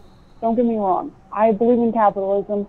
I know, so for me, hopefully, I go from a clerk, which is what I am right now. I'm just a basic position, which I am. 36 is very old to be in a position that's basic. I understand that. But I can grow from there. And that's what I'm using the government for. And hopefully, and actually the IRS is very much run by I would just stay there. I would just stay there, you know. Even like you can grow from there, but the benefits are so great at the end, you might as well do it. Yeah. Well, let me tell you what they are, and I'm not going to get. Well, I don't want to. I don't want to know the benefits. I actually want to. I want to go back to. I want to cover the. Go look at that missing person. The reason I was going to say that is even if you're laid off, they still continue them. Right. Because the IRS routinely lays off. Yeah. Government workers get paid really well. They do well. They have. I have a feeling they're going to hate on me a little bit, though. No, I don't like unions in government work. I think unions should be banned in any government work of any kind. I'm not a union member. Like, I don't think there should be unions in police, teachers, firemen, or anything like that. However, they should all get paid 30% more at least, and get a really generous 401k, like a 10% matching.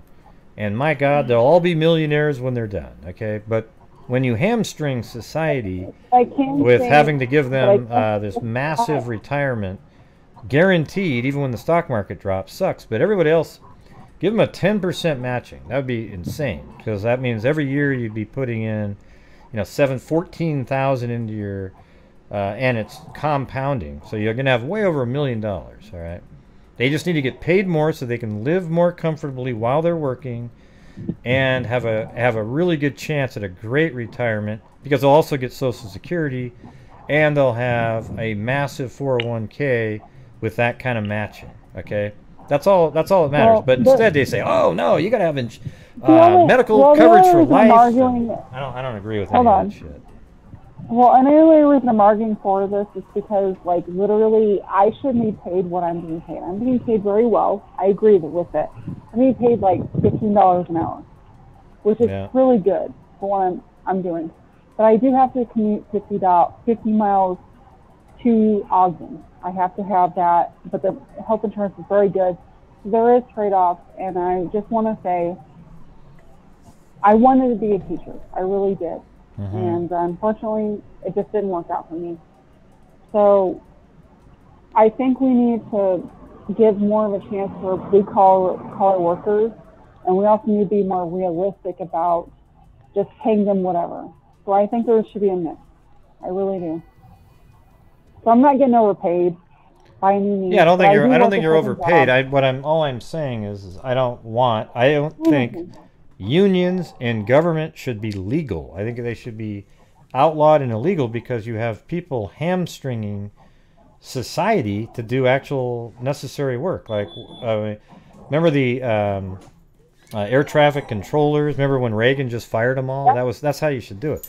This whole thing is, you can't have it. You cannot guarantee people in government a certain amount of money when they retire, because if it's not there, it's not there. Okay, so that means you have to borrow money from China just to pay the damn pensions and stuff. Okay, so just give them a 401k. They're just like everybody else.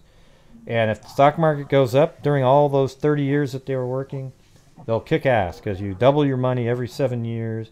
You get a matching 10%. You'll have easily over $1 million, and you can, and you also get Social Security. So you've got a ton of stuff going on there, and their lives will be better. I need to call in on a different show. I need to call in a different show. Yeah, I don't want to keep talking about. But anyways, I got some other callers going to be calling in here in a minute, so I'm gonna get to those. No, it's all good. I'm gonna have to give you like a B minus this time. Did I put you off? I hope I didn't. No, but I have to give you a B minus. Oh, really? No, I'm just kidding. Hey, but it's better than the D's. Remember the D days? I'm just kidding. I'll give you a B. I'll still give you a B plus. I'll give you a B plus.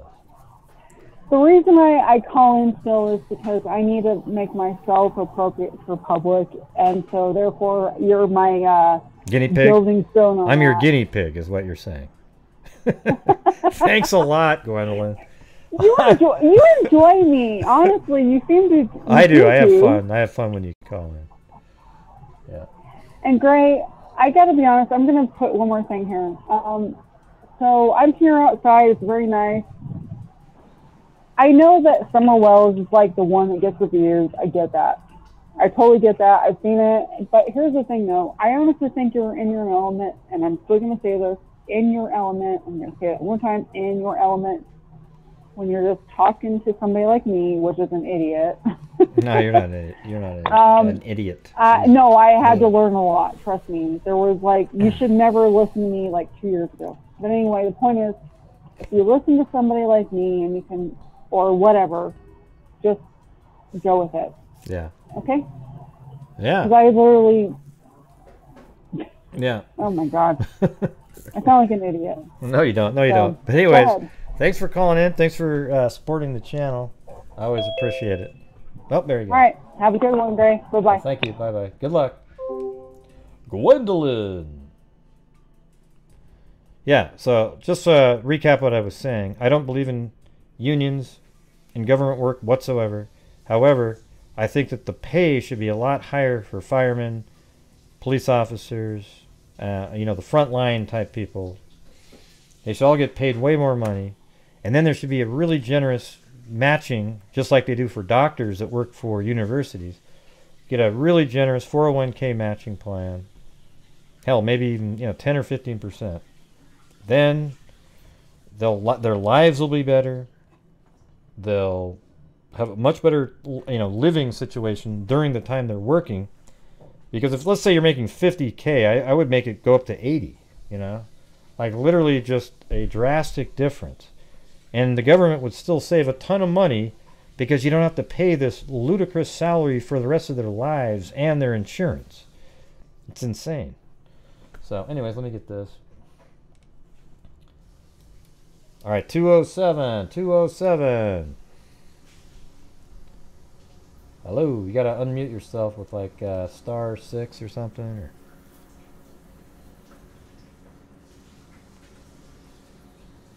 Well, that's pretty high pay there, Aloe. Yeah, I can hear you. Hey, Greg, it's Monkey Mar. Monkey Mar, everybody. Stop. First, let me say, I don't follow Chris Watts. I'm not one of those crazy people. Yeah. I'm not following Summer and going, oh, Don did it. Oh, Kansas did it. Oh, my God, the grandma did it. Oh, my God, they killed his sister 10 years ago, too. No, I don't. I stick What were we arguing about during the Kanika days? What were we arguing about during the Kanika? First of all, a couple of us are blaming you for being stuck in the drama community. I just really want you to know it's your fault. Why am I stuck in the drama community? What do you mean? No, you have, a lot of us got stuck over in the drama because it's your fault. Oh, just because you know that. Yeah, well, that's why I don't like to ever share. I don't like to do shows where I'm with somebody else because they go over there and they go, ooh, I'm so much more excited with the drama, well, no, and they stay there. I'm saying because a lot of us, like I found you during Kanika Jenkins, and no, I don't think she was put into the freezer. I think she was drunk and she was drugged, whatever they did, and she stumbled in there. Well, she drugged herself. You knew that, right? And she got frozen. But she drugged herself. But you knew that, right? Oh, hold on. You missed.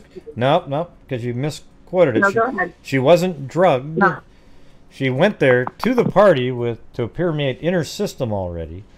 And then when she sat there, she drank alcohol, and the combination of the two made her extremely intoxicated. She wasn't drugged. Yeah, okay. But wasn't she like on a weird drug? It wasn't even like a drug that I just said what it was. It was.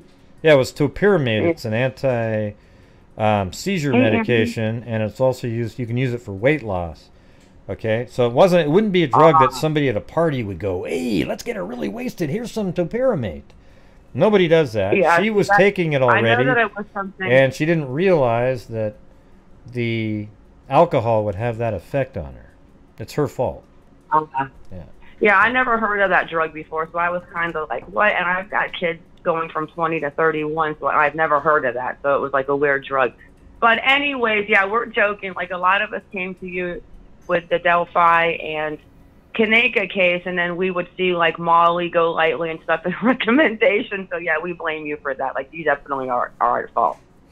But anything about the little boy who's missing, little monkey, and yeah, do I think the parents were a little calm standing there in the beginning? Did they have their little breakdown? My opinion is I don't know how they are. I don't know if they're calm, what's going on. But I'm saying if it was me, the cornfields would have been burnt down. I'm just saying I would have been there that would all have been night. weird if you'd burned it down. What if he was still alive in the middle of the field? You would have. For my kid. What if the kid was still alive in the middle of the field? You just would have burned it down? Wow, it's crazy. Well, I would just be like, I don't know, I would be crazy. But now you see where your little yellow pin is. Yeah. I've been looking at this. I've already looked into the parents' background 7 generations back. Put it one to the right, and that's the grandpa's house. Can I ask you why you would ever care to look 7 generations back in a case like I'm this? only kidding, because I actually do a lot of family trees for people, and I'm really into generations and family and history. Like when Letitia Stout did what she did, Gray, I did her family tree, and let me tell you what, I had her cousin Facebooking me and threatening me. But move your pin, your yellow pin, one to the right. Okay, which one is it? This house here? That or right this? to the right. This one or this one? Which It's one? not that right there. That's where he lives. Nope, across right there. Across the street, Gray. Stop being mean. Across the street. No, right there. I want to. Yeah, but you're not. You're watching No. You're watching the show, not. Oh, that's You're supposed to be watching okay, Zoom, not the damn show. Okay, because you're 20 seconds behind. So right now is the pin Okay, in the right okay. spot now on the screen. Yeah. Okay. Yes, All right, yes. good. And the lady that did the interview, who Yeah. a friend went out there and spoke to her, she lives on the one house to the left of that did the interview. Yeah. I was talking about little monkey. Yeah, that's what they live with their grandpa, and that's where grandpa lives, and that's where he Yeah. went missing. So what are they saying is going on here? Like the kid was at home, and how did he go missing? He supposedly, grandpa said he wandered out of the house. He was wearing little boxers, the little Minecraft, and he does have shoes on. He has sandals on, and he hasn't been seen. I mean, I'm not saying I have no like even in Somewhere Wells. I'm so confused on that case and Stump. I have no opinion on it. I'm just waiting for some facts to come out with really what's going on before you accuse the whole entire world. Like, I think some of these channels, and I'm going to be honest with you, Gray, some of these channels every day changing their minds about who did what, like going from the poor little girl being drowned at the lake, dead in the car, thrown down the stairs. Yeah. See, I don't know taken what happened. I just think away. the odds are that it's probably has something to do with, Summer or Dawn, but then there's still a chance that there's an abduction. But I don't think it's like any of these other people, Hunter and, all this crap about the milk and shit like that. I'm just going with the odds, but I can't tell you, I can't say, I know who did it. I know who did it. There's no way that so-and-so didn't do it. I You have hear no that all clue the time. who did it. And people are like, well, how did Don get down the stairs? I bet you Don never took his butt down them stairs. He probably walked in and out the door in the back when he wanted to go downstairs. Yeah. Yeah, it would be That's easy. what I would do. I wouldn't be trying to get my butt down those little narrow stairs. I would walk right outside and around the corner. But did you see Don's Facebook post today where he says that they tell him not to talk, and he decides that he talked about the bloodhound? Did you see that post that Don put out? I didn't see the one about the bloodhound, but I saw that he said Yeah, that. the last post he put out today, he said that they don't want him talking about where Summer is, blah, blah, blah. And then he says that the bloodhound sniffed her clothes, and the bloodhound followed her trail down the dog path, and at the end of the dog path, the dog digs circles, meaning that that's where the scent ended, is what he said on the Facebook. Well, where's the I thought dog? it Where's was the dog interesting. path? No, the bloodhound. I know, but I asked where's the dog path. I think the dog path is what. Ask your people in chat probably know where the dog path is better. But that's all I wanted to say. Where the little boy monkey lived, his grandpa. I don't know where the dog path is. I just know that Don said that the bloodhound sniffed her clothes. Something about the yellow generator. What Thought Criminal said. Around by a yellow generator. Well, where on this map here? Where is the generator? Gray, I don't investigate down. I'm talking in the to the, map. I'm talking to the trying people find- in the chat. 2 people said, Oh, "Oh, the okay, yellow I'm generator, looking the at- yellow I'm generator." looking for Who the hell knows? Where in here is that? Okay, I mean, how do you know that the yellow generator has anything to do with anything? Well, because Don said Hang on, that the last sniff was over there by the generator. Yeah, something about. Hey, I thanks, think J.B. McLaughlin. The pathway, I thought the pathway was on the side of the house, going away from the basement door towards the woods, like away from the camper area. I could be wrong. Hey, though. the burn slab. What the hell does that even mean? Hey, it's right near the burn slab. Okay, yeah, because right here there's a burn slab. What is a burn slab? Why don't you say on the screen right now, where is it? Maybe a whole pile of wood, something to burn. Oh, God, look at everybody's an expert now. As soon as you bring up Summer again, everybody's like, oh, I got something to say. I got something, like 1,000 comments. Where is the generator in this picture right here? I don't know. Who's they, Lynn? Now, they said the yellow generator near the bus. Okay, so the bus, what I remember, was down in this area. So that's where the dog trail is? Okay, so right over here. So you guys are saying that the dog thing is over here, right? Right there. Okay. I'll just put it right over there. Yeah. Okay, burn. Yeah, right ahead. Yeah, right ahead. Yeah, so if the dog... Right, I got a question real quick, and I'm going to get off because that's really all I know. Okay. And I can't find Don's Facebook page right now, but it was on another creator's I saw. But you know what? I could find it. But what I was going to ask you is, if you think that it was... let's just say something happened this summer accidentally, okay, and they want to cover it up. Yeah. Why would they why do you think that they would call in that day if it was like such a big cover up? Why not wait a day or two? Like, who would have known you have to make the boys lie anyways if something went wrong? So what's making the boys lie for 2 more days if that was the case? Why call in the same day if it was like this big conspiracy cover up? Yeah, something doesn't sit right. Like, a piece is totally missing. Yeah, I don't know. I just feel like, you know, the thing that makes the most sense is that she did make it home, and she disappeared after coming home. We don't know where Don was in reality. Did he come home earlier than he's saying? Did something happen then? Or did something happen with Candace and that's just being covered up? The last little bit of information is being covered up, and all the rest of the story is true. They went swimming, they came home, they did the gardening, they got the candy, she goes inside and washed her hands, got the candy, went inside downstairs, and something happened to her at that point. That's what I think. And that's all I can say. I don't have any, like, I don't know what happened to her because we don't know that information. And there's no indication of what happened. I'm not asking you what you think happened to her. I'm asking you why, if it was such a big conspiracy cover-up, why would they have called in that day and, like, not even waited to the next day, not posted the video from TikTok? I don't know.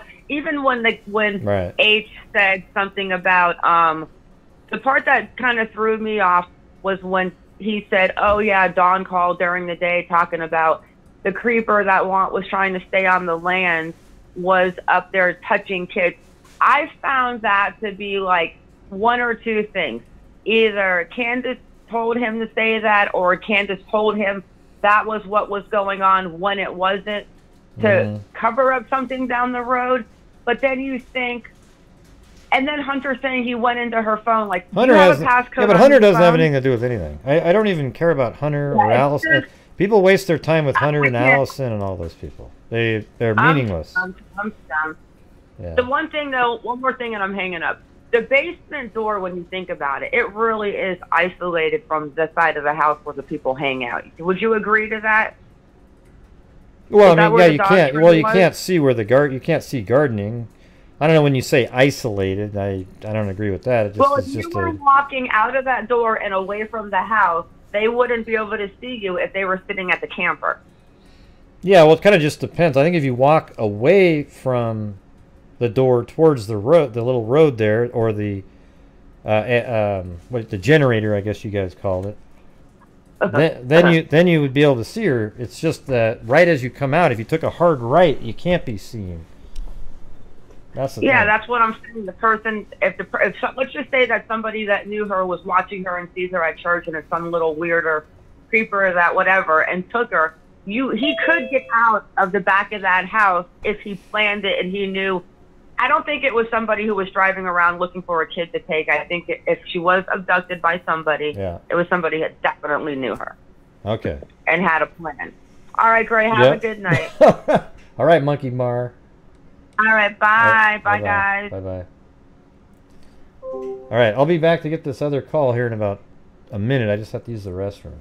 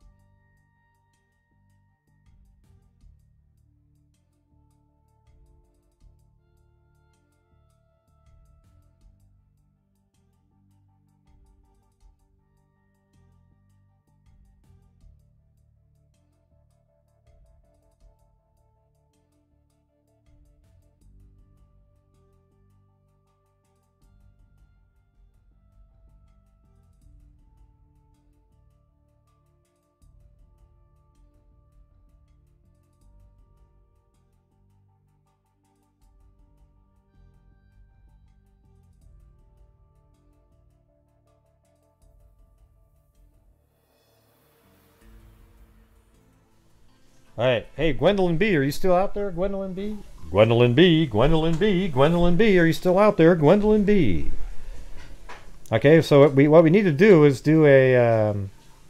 you guys put in her grade that she got when she called in. All right? All right, hold on a second. I got to get this other call here. But you guys are going to send me on vacation after this, right? A++. Look at that. B+, B. See, you're getting some good grades there, Gwendolyn. Oh, look at a lot of A's. Look at that.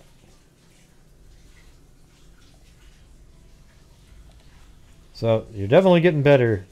Definitely getting better. I can't see her anymore. I thought she always had like a green or red name or something. All right, 317, you're Hello? on. Yep. Who's this? Hi, this is Janie Sue Dubs. How's it going? Hey, thank you. Appreciate it. Well, I thought I would call one brand new member, brand new donor. And since we got on a topic that I know is not your favorite, of the summer wells topic, I just thought I'd throw in my 2 cents. Okay. Go ahead. I think, and I've watched a couple of other shows and what they're trying to say and everything. I agree with you. I think that Candace looks like, to a point, she's telling the truth. Mm-hmm. But I feel like everybody's, if the very low odds that somebody off the street took her, or even if Don came back and took her, I feel like what they're missing is they're assuming that she went into the basement. And they're trying to figure out how somebody got her out of the basement. And I don't think that they're for sure that that even happened, because the sons of hers were playing video games. And if you know teenagers playing video games, they don't pay attention to anybody. So if their sister said, I'm going downstairs, or I'm going to go do this, or I'm going to, I don't think they were paying attention to her at all. So if she went out to play on the swing or to go outside or do something, that would probably be the opportunity of what Don could have pulled up and taken her, or an outside person could have taken her, or whatever, if it's not even an accident that happened that they're trying to cover up. Yeah, I'm not really sure. I mean, I don't know. So you're saying that I don't really understand exactly what you're actually saying right there. You know. Well, I think that a lot of Candace's story is believable, but yeah, she no longer had the eyes on Summer when she told her to go into the house and ask the brothers to watch her. And like she said in it, I don't think she's really paying attention when she says 5 to 10 minutes, because there's no way she went back in there. Yeah, I mean, I think okay, that's what I was confused house. about, because everything you just said, I've said probably 8 times on the show. That right. I mean, that exact phrasing and everything. The whole story is 100% true. Look how easy this is. 100% true. She's off. She says she's really bad with time. That she says 3 to 5 minutes. Maybe that was 20. Summer goes into the house, goes downstairs. Maybe that was 20 minutes. And then that opens the door up more for an abduction. But with if it is 3 to 5 minutes, then it makes abduction even less likely.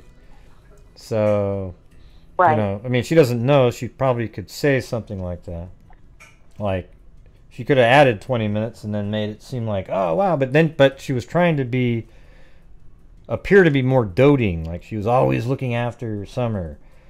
And so then you start thinking, well, if she's saying that, then why is she saying that? Did something happen to Summer that was due to some sort of a negligence of some kind? Maybe she thinks it's that because she wasn't looking at her every second, but she got injured on that very dangerous property, and something happened to her.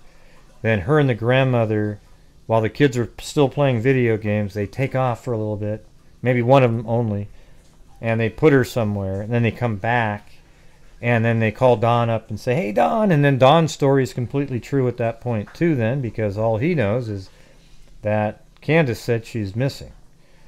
So then it's like, all you're doing is leaving out this little tiny bit. Right. Yeah. Well, Don, I don't know. Don kind of gives me the creeps. So, well, that's the thing about Don. That's the only way I had kind of leaning towards. I'm not sure if he's involved or not involved, especially with his history. You know, well, Don starts getting really involved if his alibi doesn't hold up. You know, if he really can't prove that he was where he said he was. You know, the police have all this information. Basically, it's where was Candace's phone and Don's phone when Candace called Don to say that Summer was missing. Does that call even exist? Where were their phones when they both said they called 911? Where was Don's, you know, so where was Don during all of these different moments? What tower did his phone ping off of each one of these times? Just to kind of show where he was when certain calls were made. I absolutely agree with you, and I agree with you 100% when you say the Hunter story and the Allison story and all of that. Just doesn't matter. That's over by that point. She's still with them and goes home. It's after that point that it has to be figured out. Yeah, somebody's complaining about something in the chat. Sorry. I hate having to deal with extra side stuff when I'm trying to do a show. Well, what else you got? Well, the only other thing I wanted, to share with you is the one reason that I found you and ended up finding your channel and decided to become a member and stuff after all that is because of Delphi case. I live here in Indiana. Oh, I was thinking about that. It said 317. Well, it said that we've all been wanting an answer to. Yeah, well, we get some answers. Like I put out that information that I was interested in a tip because it's interesting to me, and I just got so much hell on the shithole of Reddit. Reddit's is one of the most ridiculously shitty websites that there is. All people do on there is attack and attack and attack, hiding underneath their little names, and it's a cesspool. There might be a moment, like every once in a while there's a cool thread about something, but in general it's not there for anybody to learn anything at all. It's just a bashing festival of idiots. So well, the trolls and stuff you talk about on your channel and all of that, when you watch Show Tonight, that video of the police talking about tips and that tips that they received were just, bogus tips or weren't leading to anything. I mean, yeah. It's kind of the same thing. It's people getting involved or saying something that they don't have any facts about. Yeah. And it takes so much of the police's time to be following every single these tips of people. They're just using rumors about it and they don't know. Yeah. So I appreciate that on your channel, you don't let that stuff just go. You don't let everybody just create something because I've told friends and stuff that I've watched after I watch your channel, like, somebody says, and he's like, okay, well, where did you hear that? Where did that come from? And I appreciate that. So I appreciate the work that you're doing on the Delphi case and the Summerwells and all of the, cold cases has been something that's been a passion of mine as well. And it's so frustrating when years and years and years go by and people just don't have the answers to it. So, yeah, it's frustrating. And what you're doing to give donations is just so talking to your, just your commitment to everybody. Well, I couldn't do it without all of you guys. I mean, the thing is you guys help support my channel to keep it going, and then I take a large portion of that revenue off the channel, and if I didn't have a job too, like, it'd be hard to donate as much, but I'd find a way to do something. But I'm able to, I couldn't justify doing 7 hours a day if there wasn't some you know, income coming in, but I feel like we're bringing in money. I mean, $47,500 since January 2020 has gone to charity. That's pretty crazy, no matter how you look at it. That's wonderful. Yeah, it's nuts. I mean, you know, and one of them, it's a charity, but it's a DNA fund, so we're actually using that to, you know, to identify. Right now, we have 2 cases using genetic genealogy, 2 different cases. So, hopefully, once we get those answers, it's going to be incredible. Like when we are the ones responsible for the funding of those cases, and the answer comes out, man, that's going to be like a hallelujah day, don't you think? Yes, absolutely. One quick question, and since I'm brand new, and this is my first membership to YouTube, forgive me, but when you talked about other cold cases to kind of share, is that something we just kind of send the story and stuff to you about it to try to check if that would be of interest to you? Yeah, but I like ones that nobody talks about. I don't like the, hey, you know, this Madeline McCann case. Boy, this is a cold case. What about this one? Well, I'm not really interested. Yeah. I mean, I'm interested that it gets solved, but it's been covered so much. It's, you know, it's a little bit like this Wells case. Okay? It's just over and over and over, like too many people covering it. So I like to do the ones where nobody is talking about it. Like it's completely... some of these ones that we've found on newspapers.com from, you know, the 50s, 60s, 70s are so interesting. It's mind-boggling. But yet nobody's ever talked about them on any social media platform except us. So right. I feel good about that. Right. Okay. Well, again, thank you. I'm excited about being a new member and being a freak officially. I'm so excited about that. Well, send me the case that you're talking about. I mean, even if it's not one that, I mean, if it's lightly covered, I'll still do it. But if it's you know, one of the big ones, then I'm probably not that interested. All right. Okay. Thank you so much for taking my call, and hello to all the freaks out there. Yes, and thanks for becoming a freak and supporting the channel. All right. Have a good one. Good night. All right. Bye-bye. And thank you, Gwendolyn, up there. She said, thank you, Gray. You still getting through my federal service and my private sector employment. Also my social anxiety, and I'll get there with my own something or other. But anyways, yeah, well, I just wanted everybody to, because I knew that they would give you good grades. And look what you got, man. You got like I would say you got a B+ average, okay? Easily. Oh, look at that. You guys sent me to vacation. All right. The beach. All right.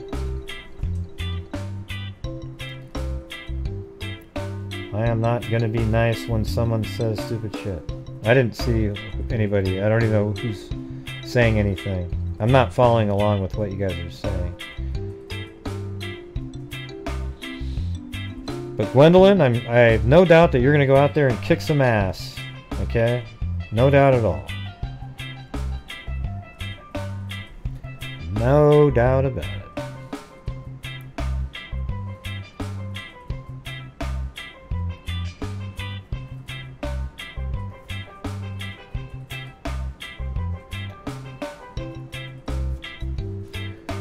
Da, da, da.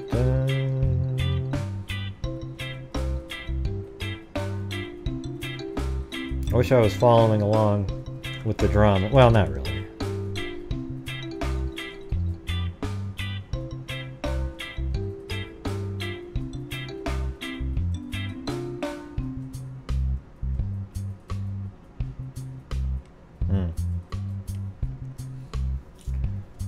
What do you, I did see a comment up there. When you're saying nobody knows that they disappeared the same day, what case are we talking about?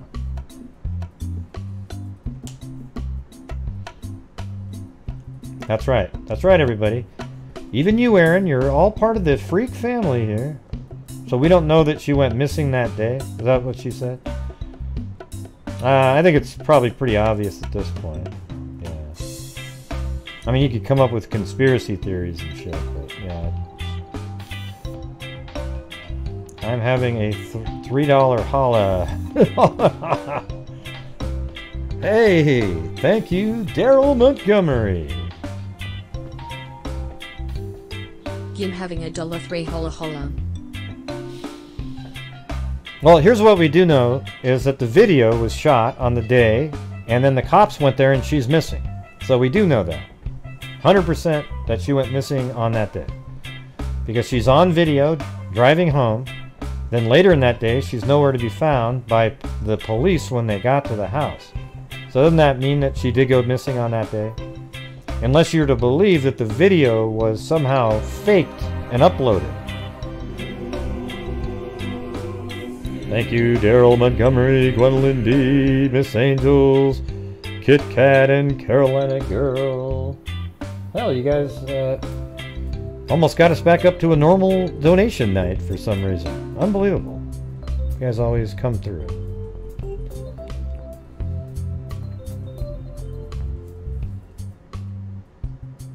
Yeah.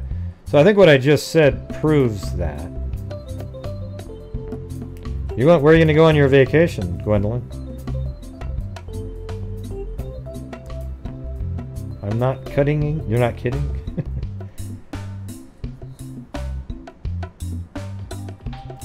Thank you, everybody. Very cool. Thank you, Tawny Lee. Carolina Girl.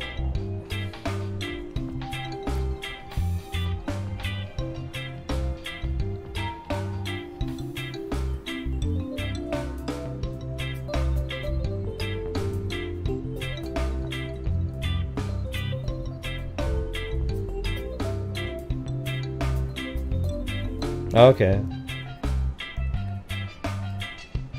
So I don't know what the argument was that you guys were having.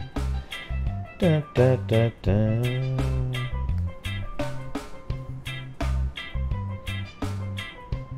See, here's one thing way you could look at it, is that they are either the greatest masterminds of crime in the history of the planet, or most of the elements are exactly what they said.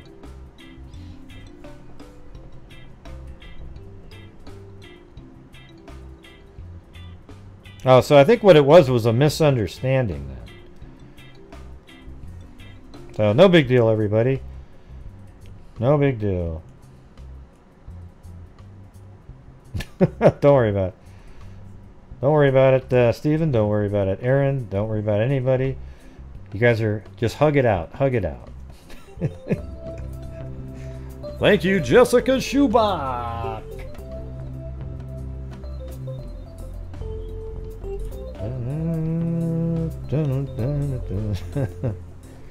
Tumbler glass, wine glass. What do you mean it's a misunderstanding? Glass, I don't get it. tropical drink. What's beer. wrong with it? Oily bowel movement, Ernie? What's wrong with it, man? It is kind of weird. Look out. It's dark right on the inside like that. It's a little strange, isn't it?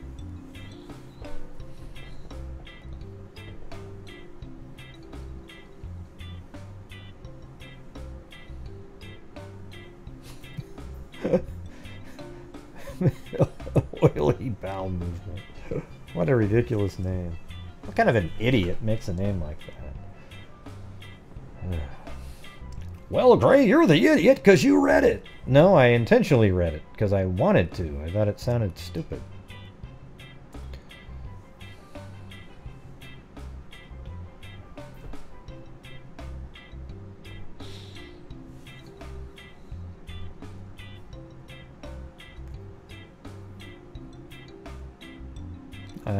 Let's see. Ooh, I don't like his name. Well, I hope you don't like it. Oh yeah, no doubt, Ellen, no doubt.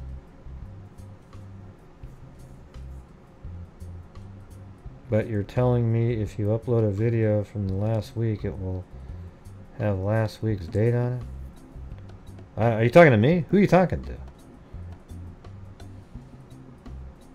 Look it. It's obvious that the video was shot that day. Hell, even Hunter and every one of them says, yeah. It's, you know, they went shopping. The milk's in there. The receipts are out there. Everybody knows that it's... Listen, everybody, I don't even want to talk about it anymore. Okay? I don't want to talk about any other bullshit than what happened this summer after she got home. Okay? You know, you could unless all the kids are lying and everything like that, it's still possible on the drive home something happened. But I don't think so. I think that she made it home. I think that's like 99%. She made it home. Likely did all those things. I think it's interesting that the grandmother just sort of leaves, even though, you know, she claims it was some medical deal, but it's such an important time for such a valuable witness that the grandmother is just a no-show. I think that should be looked... I think people are sort of overlooking her quite a bit, which is odd. I think if it was Candace, then Candy is also involved, and Dawn just doesn't have a clue. Okay? And it's actually looked... Here's the thing. If Candy is involved and knows what happened, which looks more likely because she's gone, then it's most likely to have involved Candace than Dawn. Because Dawn would have done it secretively without either one of them seeing it. You know, unless you say it's an accident, then Dawn might have been there to help cover it up, and maybe was there a little earlier than... It'd be really interesting to know when the call was made to Dawn. Really. That would be interesting.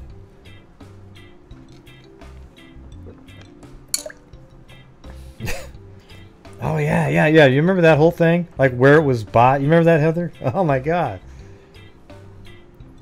For 30 odiots? Thank you, Gwendolyn B. Yet again, thank you. Yeah. Now let's make sure what stores sold that exact kind of milk around there. That's some really sleuthy work there, everybody. Well, they probably all sold the same damn kind of milk because...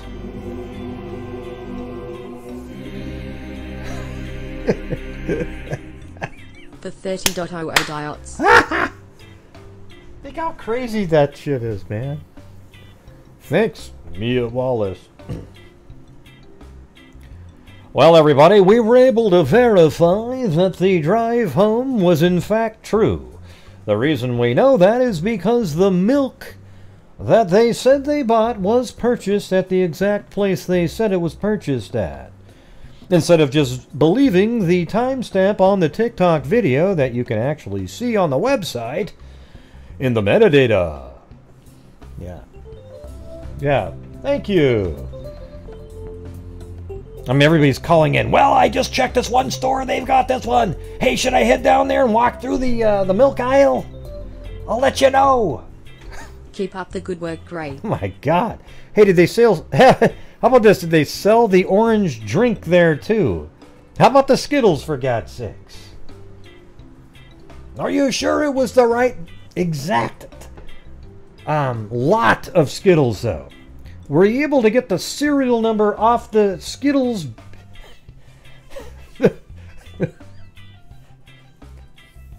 If you zoom in on the Skittles, you can see the serial number, and we can call up the manufacturers and ask when that lot was delivered and to where, mind you.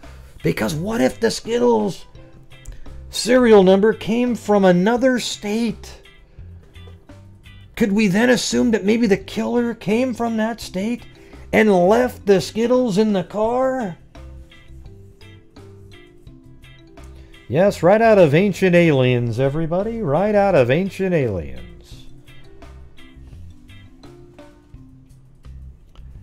Now, if you look at that orange drink, if you ask me, it doesn't look like anything's been drinking out of there, but Candace claims that Candy drank some. Now, what could that possibly mean in the scope of the case? Well, absolutely nothing, but boy, isn't it interesting.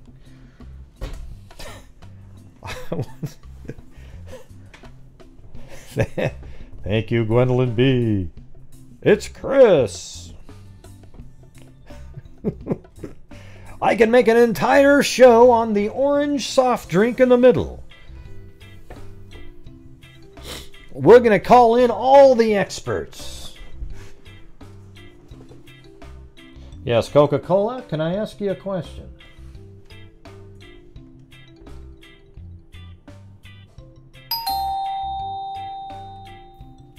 Yes, Coca-Cola, can I ask you a question?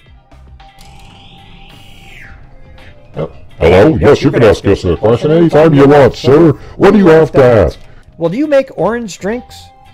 Yes, we do make orange drinks. What kind? Well, I have no idea, but it had an orange liquid in it. Yes, we do make that. Thank you. I think we solved the case.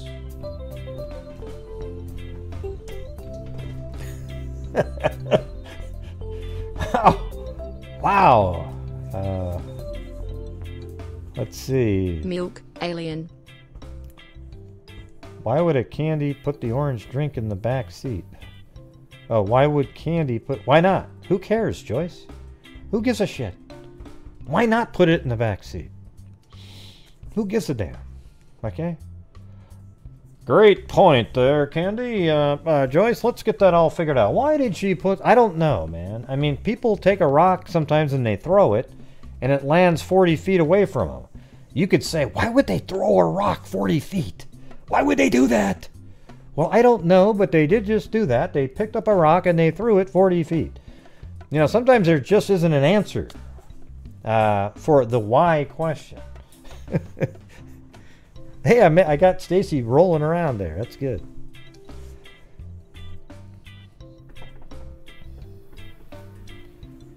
Yeah, why would she put the orange drink in the back seat? I don't know. Wow. The answer to that question probably solves the case. You know, that's a great point, Marilyn. And as we do know, sometimes those can be pretty lethal. You know what, Stephen? I think you're onto something there. I really do. The plane. You know what I need to do is have little effects for this scene. You know, birds flying by every once in a while. Maybe I'll have to make something for that. Maybe a fly crawling around on the screen.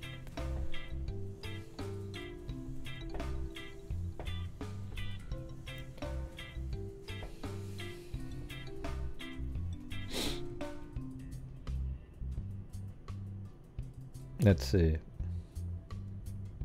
So what do you think, Joyce? Oh, were people actually saying that somewhere, Joyce? Oh my God. I love this one. There's something fishy about that orange drink.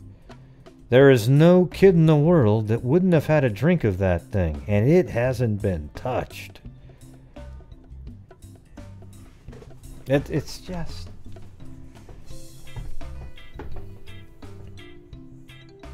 Oh, that was pretty good then, Joyce, because you allowed me to go on a little riff there. So thank you very much for that.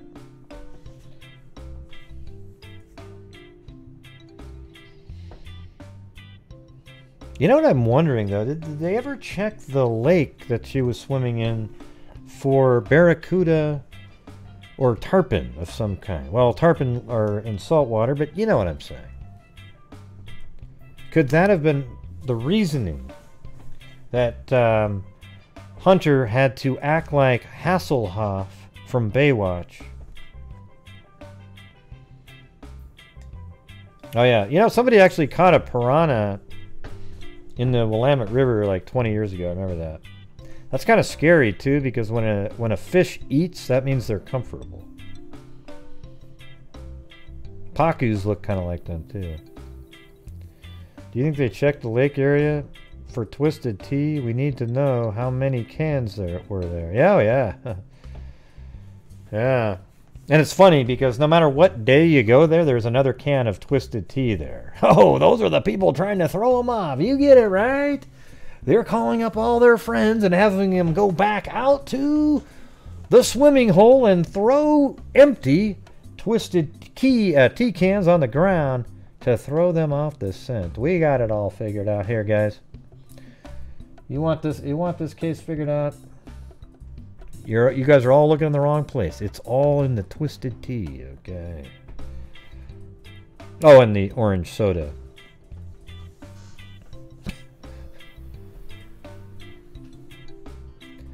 One piranha named Butch.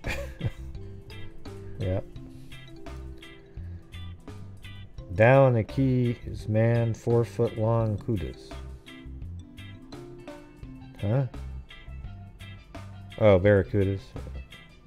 Down in the Keys, man. Yeah. Down in the Keys, man. 4-foot long barracudas. I'll say it in English. Okay. Oh, I don't have time to do the hat. Alright, anyways, I'm going to switch back off to the other scene. Oh, there we go. I almost feel like I need to put on the debunking music now. Thank you guys for that extended vacation. Appreciate it. Where is it? Here we go. Don't you feel the sense that we need this music?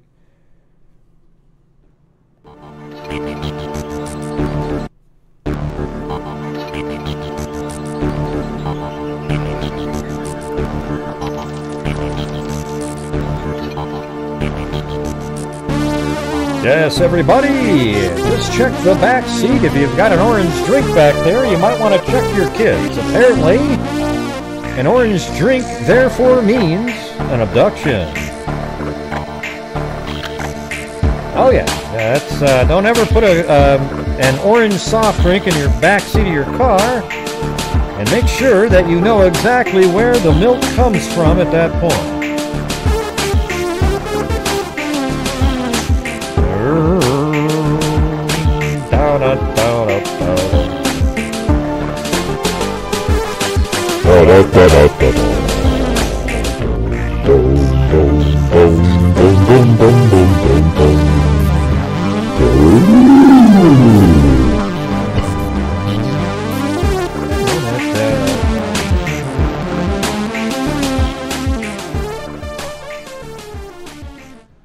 All right, let's. What else you guys got out there? What are some of the craziest experiments and comments you've heard during this case? All right, go ahead, type them in. What are some of the weirdest, nonsensical comments that you've heard in this case, other than the ones that we've talked about so far? You know, the lunatic fringe conspiracy theory stuff. Hey, thanks, beholder vomit face.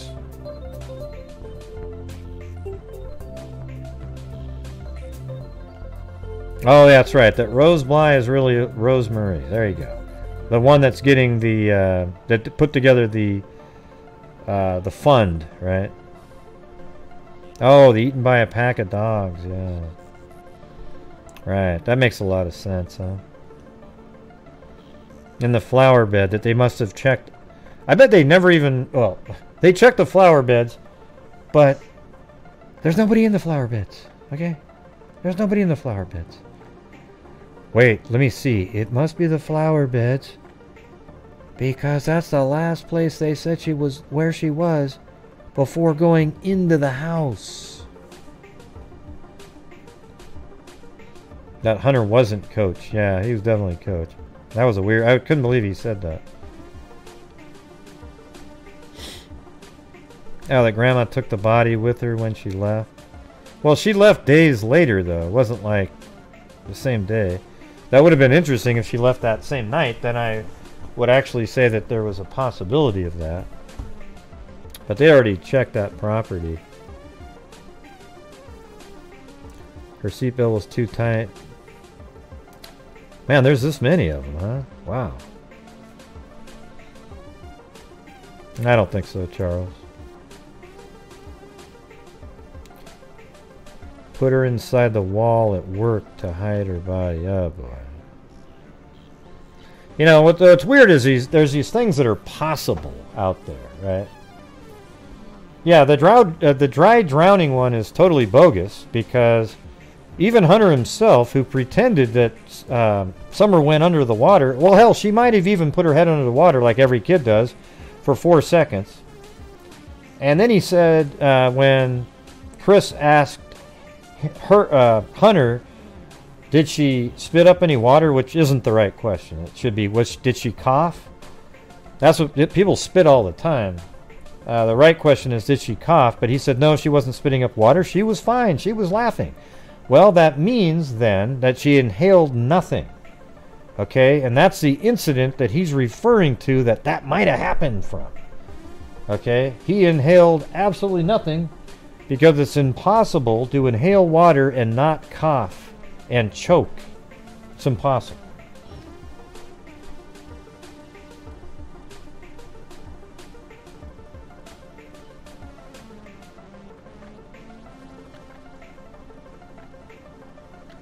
Yeah, it is going to end up being something simple when it's all said and done. Yeah, it's not going to be complex.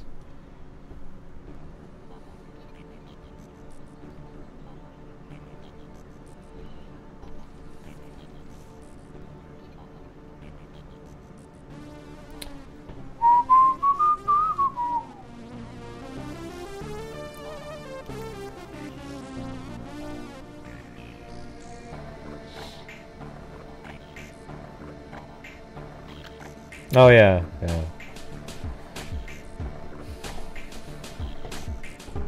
I think she looks completely alive in the photo.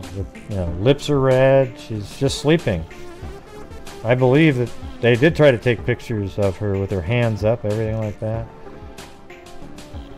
I just don't see any evidence of any kind. And then the kids would all have to be lying. Even after being removed, they'd still be putting up this lie that she never made it home.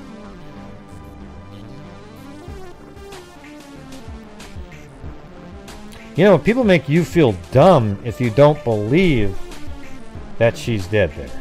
It's wild. I know, why would you take a picture of her dead and then try to pretend that she's alive? See, again, you guys are making it seem like Candace is the greatest mastermind in history. That somehow Summer died, and on the way home they said, you know what? We're going to need to take a picture of her in the back of the car here, because we're going to have to be able to prove that, you know, it's just, they don't think like that. Candace doesn't think like that at all, okay?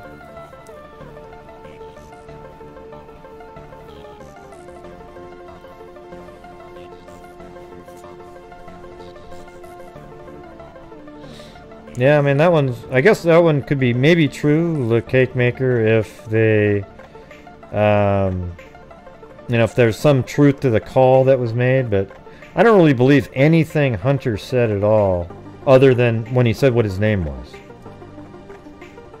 He is just all over the place.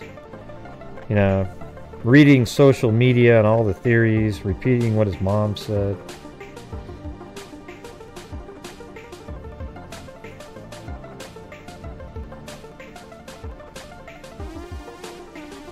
No, but you know what's funny is even after saying all this, it could end up being one of these crazy stories that nobody, you know, a wild theory that maybe somebody put out that turned out to be true.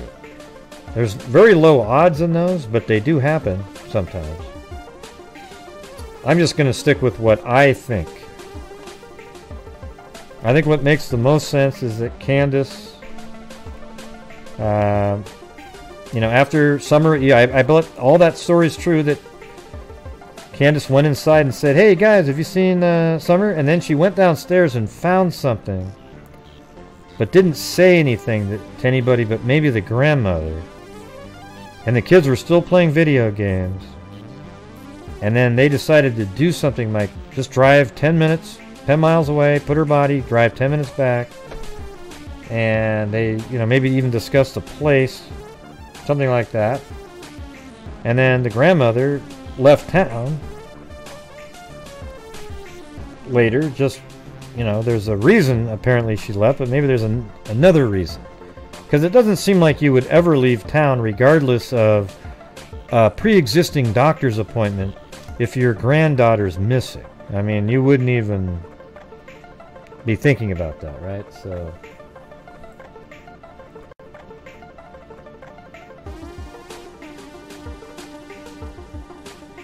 Who's saying it's a joke?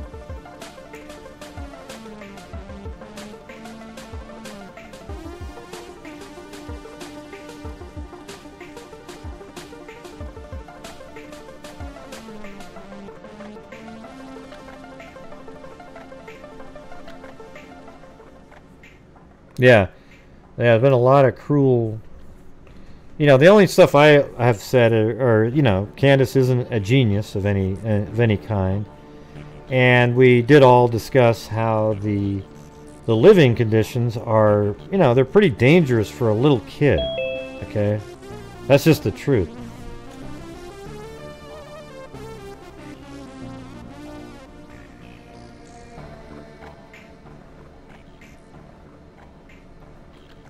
All right, let me get back to that other music.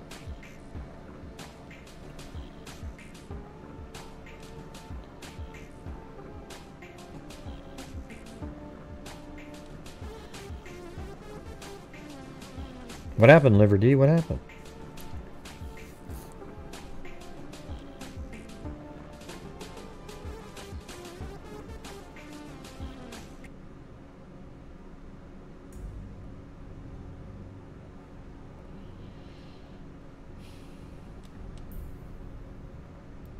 All right, 309.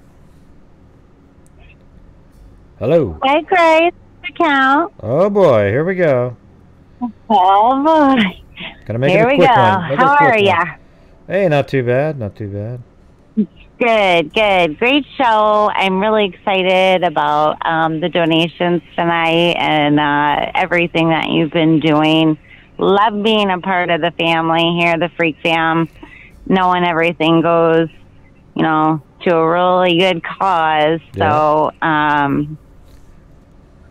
I appreciate everyone doing what they do to help. And then also, you don't necessarily have to do that, but you do. So I think a long, long time ago, I said something like, I came for the true crime, but I stayed for the sound effects. And that was like when you go through the donations and then you tell like what it is doing for folks, you know, the real world impact. So I just wanted to kind of bring that up on donations.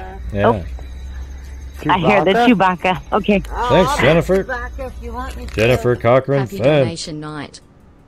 Yes, more donations. you. Wonderful. So anyhow, I appreciate it. And I did look in a little bit to the Texas Equisearch, and I got to say, like, Tim Miller is kind of a hero to me for what he did and how he took this terrible situation and then turned it into something that is so helpful for other people. And we usually think about recovering a body, but they have recovered live people, folks maybe with dementia who otherwise were exposed to elements and may die.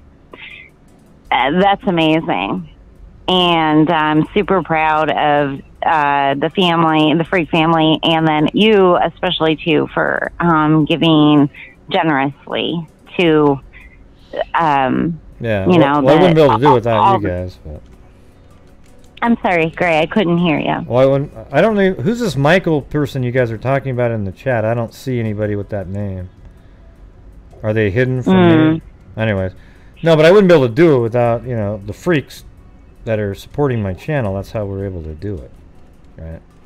Yeah, I mean, that's right. And so, like, kudos to the freaks and the showing everybody. And even if you can't donate financially, just supporting the channel by watching, commenting, liking, all that. I mean, it means something. And at the end of the day, you know, this is going to a good cause. And I know you're real sweet about telling, you know, the freaks how generous and truly they are, and but it wouldn't be possible without you doing, because as you said before, not every channel does this. But that's the special kind of cherry on top with the gray hues. We get all kinds of cases, cold, new, everything, to kind of hope maybe there might be a lead or something there. But then also, you know, if you're donating, a portion of it's going to something really great. So thank you for that, Gray. And then I did want to ask, and I kind of feel really bad about this, but I can't quite remember the mother's name. And I think it was May or Maya, maybe. And she was married to the husband who made the wedding picture altar with candles. And Maya Millette. Maya Millette, or however they pronounce it. Yeah. Okay, yes, that's her. Yeah, we just did an update on that recently. Chewbacca? I'll be Chewbacca if you want me to. So go ahead. Yeah, so has there been any updates with her case?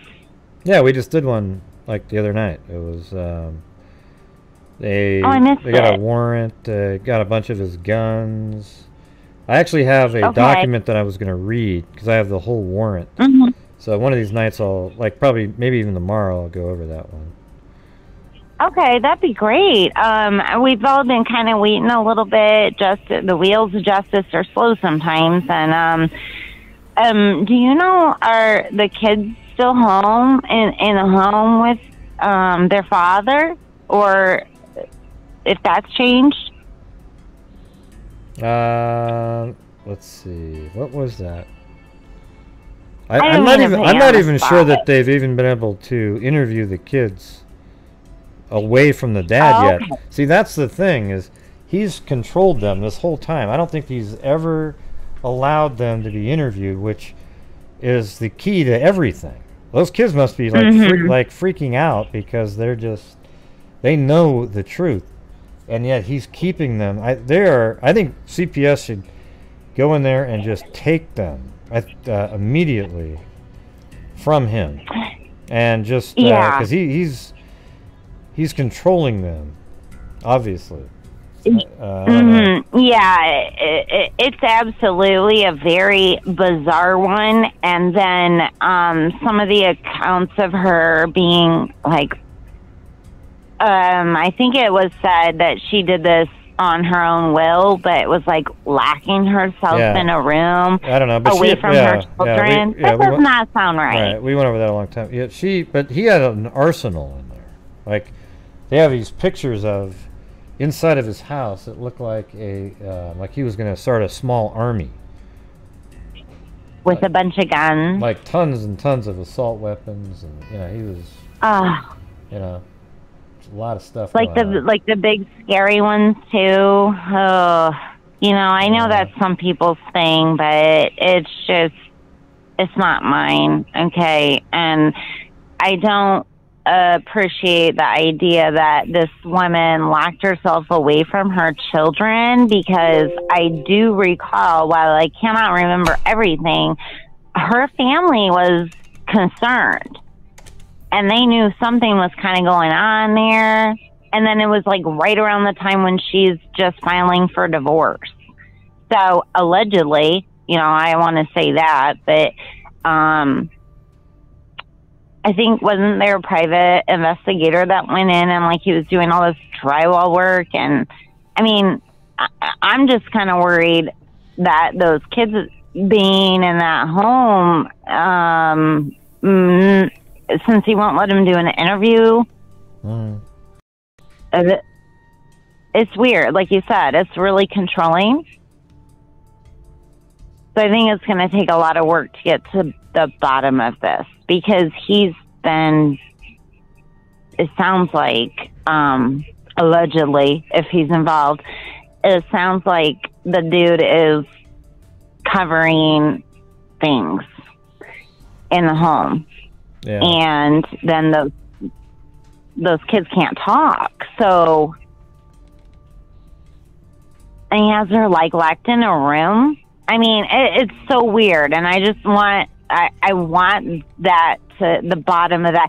Oh, and then you did play too on the neighbor's camera, right? I'm just kind of remembering this now, that there was like some popping noises that came from the house, Yeah, right? Like, they thought it sounded like gunshots. From their home, right? Well, yeah, well, just around in that area. Sounded like it. Yeah. Yeah. Okay, well, I mean, I guess we're just gonna have to kind of wait and see how that one plays out. I hope that the children are okay where they're at, and then also, you know, she's gone, and there's been some very weird, strange signs. And let's just hope that they can come to a speedier. Yeah. Yeah. So. Well, if you go back, you can don't see on the screen. I'm gonna go back to the doing it solo, but you can on the screen. There's a whole bunch of weapons that I'm showing you. Okay. Do you have anything else? I don't think so. I am like you. I'm really hoping for a resolution with the Summer Wells case for a lot of reasons. I think she deserves better than the place that this has gone to. I think it's just deteriorated so disgustingly. Yeah. And you know, she deserves better than that. And we don't know what happened with her. We don't know what's become of her, but... Yeah, I want it to be solved just for justice, mainly, but secondarily, my next thing is just to get it done with so that there's no gold rush for all these people that just every second of every day just keep covering it over and over and over and keep piling up. You know, they're going to... What the sad part is, see, I even have cases like when I covered the Kenneka Jenkins case, I was the sole person on all of social media that literally was proving that it was an accident. Everyone else wanted it to be something else, so I had a sort of a necessary job. But you know, I got a lot of subs during that time, and you know, those people probably don't watch a second of my shows now because it's not about Kenneka Jenkins. All right, but so that's the thing about Summer Wells. You have all these people that are so excited to get like 5, 6, 7, 8,000 new subs. Yay, yay, yay. But most of those people aren't going to be paying attention after the Summer Wells case is solved. Some will. You know, some might like the way you do it, and they'll be there. But once it's solved, they're going to just kind of fade away because that's all they were interested in. I mean, that's how you get like 15,000 people watching one live stream, is because all 15,000 of those people that's all they were interested in. You know, they're not you know. So I don't know. It's bizarre. It's sort of like they all just kind of they all sub to all the Summer Wells channels. Like every one of these people, most of them, you know, sub. There's a lot of overlap. They all keep subbing to the people covering Summer Wells. You know, and I mean, coverage is great and everything like that, but it's getting to the point where you got these people that their normal videos are about how to carve soap, and they're talking about Summer Wells. Like they'll make a video about it. It's just, you know, they're not even related. Right, like no, not at all. Yeah, I'm following you. Yeah, it's just wild. Like, they just make a video. You just put the name in the title, and you get a lot of people to watch. Like right now, during the show, if I switched it over, put Summer Wells in the title, hit enter, I would get 200 or 300 extra people here right within minutes watching. But that's not what we're talking about tonight. That's the thing. Yeah, and you would. That is not even an exaggeration. That's not even close to one. It's the honest to God's truth. But yeah, you would. And that's just how it is. It kind of reminds me of that CW with the cross through we don't talk about. Hold on. Hey, stop it right now. No, here's the thing. I'd be jealous if I tried the same thing and it didn't work.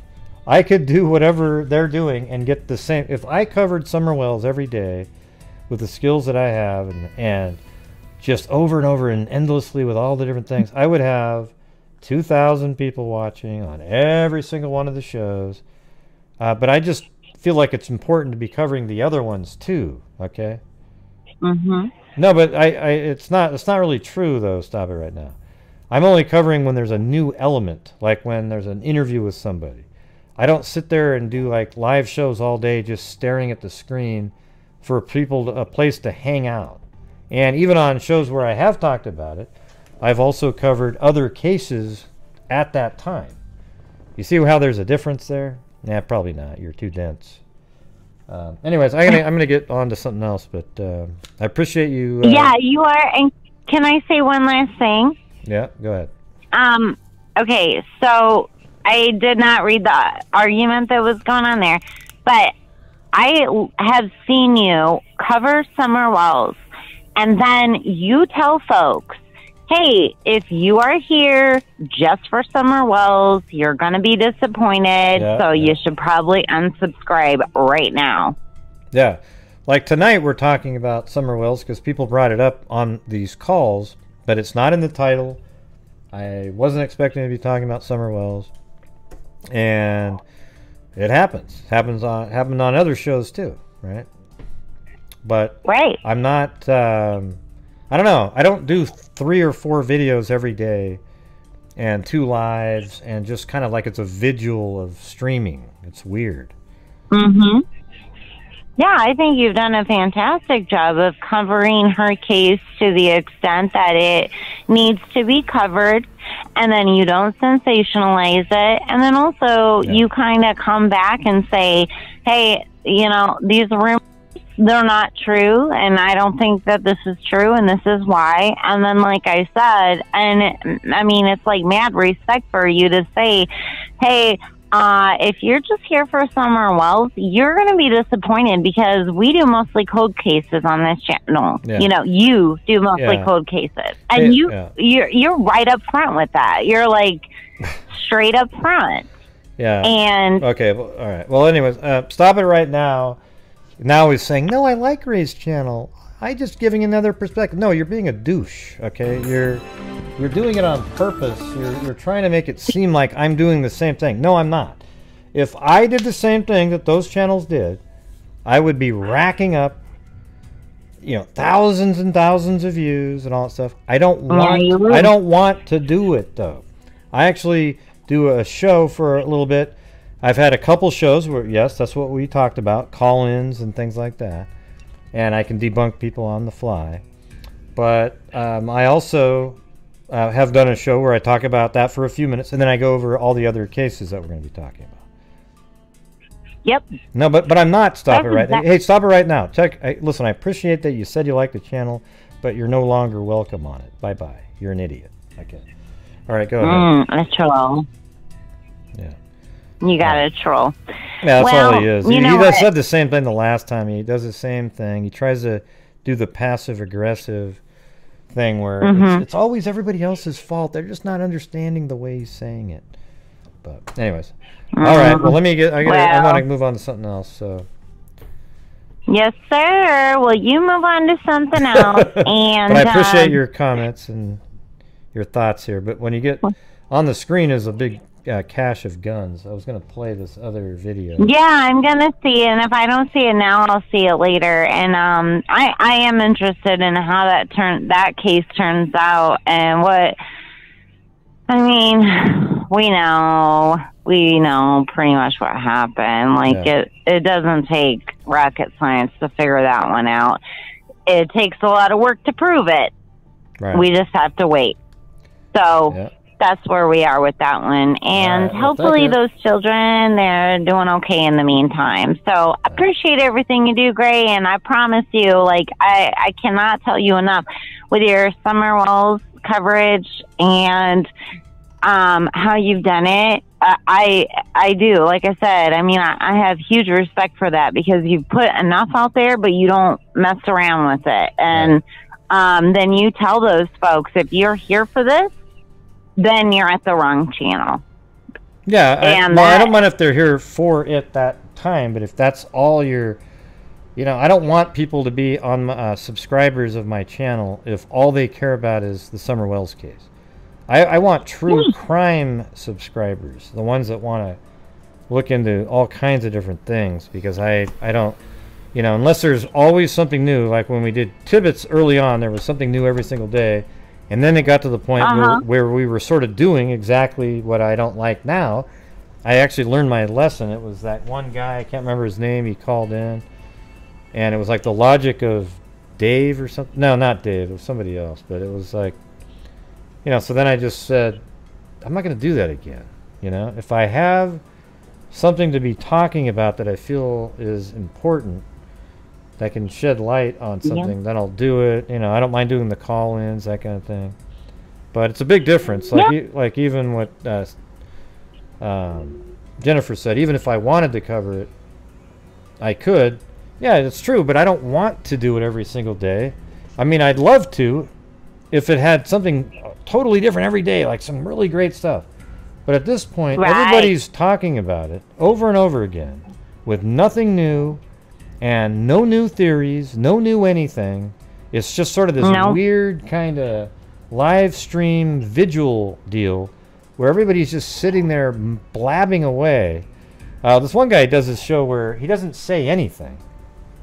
Like, never says a word, never anything that makes sense. It's like, and therefore the facts that can assume there were things on the thing, you know, it's just really weird, and people are like, yeah. It doesn't even make any sense. There's nothing being said, okay? So yeah. Well, sometimes it's kind of nice to get your subscribers organically. Yeah. And what's kind of cool, though, too, Gray, is that when you do cover a case like that, or like you were mentioning the Kanika Jenkins and how you kind of went up against the wall there with everybody else, I just lived in a bubble. I don't do social media except for like this, honestly. And when you did Jodi Arias, I was like, am I the only person in the whole world who thinks that she actually did it the opposite? And then way back when, I did find a video of yours and I watched it, and I remember telling someone, like, look, this guy thinks the same thing I do, that it was the shot, then the knife. And I remember thinking, like, actually, I did write down your name somewhere. And I never really even went on YouTube. And I only made an account because it said, like it would not let me click the little 3 dots there to read a further comment. And so it became difficult to because I do like to see what people have to say. I do like that. And it would not allow me to do it. And so I had to create this account. And that's why it was like, I think at first it was like, I don't want this account or something like that. And then eventually I was like, okay, I'm going to shorten it up. But anyways, I want to go do some other stuff right now, because I know that we're just going to keep on going here for a long time. I know how it goes, man. Oh, yeah. Yeah. So I'm going to go back and look at your video that you did. On which one? Could you say her name again with the family? Maya Moete. Yeah, I just think I talked about it for a minute, but I think I mentioned just a little bit, but I do have the unsealed search warrant or something like that. Okay, and you might be reading that sometime in the next few days, so maybe I'll just wait for that. Yeah, I'd probably just wait. But anyways, thanks for all the kind words, and appreciate you coming on. All right, enjoy the rest of the Saturday. Yeah, thanks for having me. Oh boy, oh geez, here we go. Oh boy, here we go, everybody. All right, great. I'll see you in the chat. All right, thanks a lot for taking my call. All right, thanks. Bye-bye. Bye-bye. This account. That's pretty funny. Now we know how it came about. Let's see. Yeah. So yes, let me go look. Let me just look. I know that Summer Wells was discussed on various shows, but a couple shows didn't discuss her at all. And but on some shows she was discussed, and then we moved on to some other things, right? And then there's a couple live call-in shows, and you know. I mean, Chris did those interviews, so I thought those were important things to discuss because there was a lot of, you know, either verified information or new information in those. So those were important to be discussing. Yep, I do the Delphis on the Sundays. Got some updates on that one. I talked to the guy who with the vehicle, and he said just recently at a fair he talked to an officer, and the officer told him that the vehicle that he saw was parked halfway between the abandoned CPS building and the curve, but the car that they're looking for was one that was backed in so you couldn't see the license plate next to the CPS building. So now it sounds like that the car that he saw, he was told, isn't the one they're looking for. So now it changes that whole timeline. The 845 215 thing is kind of irrelevant if the car that he saw isn't the one, you know. So there you go. So that'll change something. Changes that. It means that now it's just kind of, we don't have to wonder, oh, well, I guess some of the other elements are still there, but we just don't know. The getting there early now, we don't know.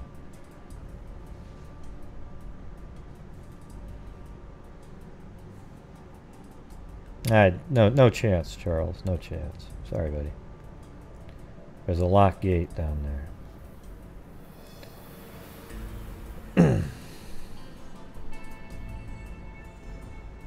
Thanks, Randy. Appreciate it. So let me see if I have a better. Let me play this video here on the Miliete case.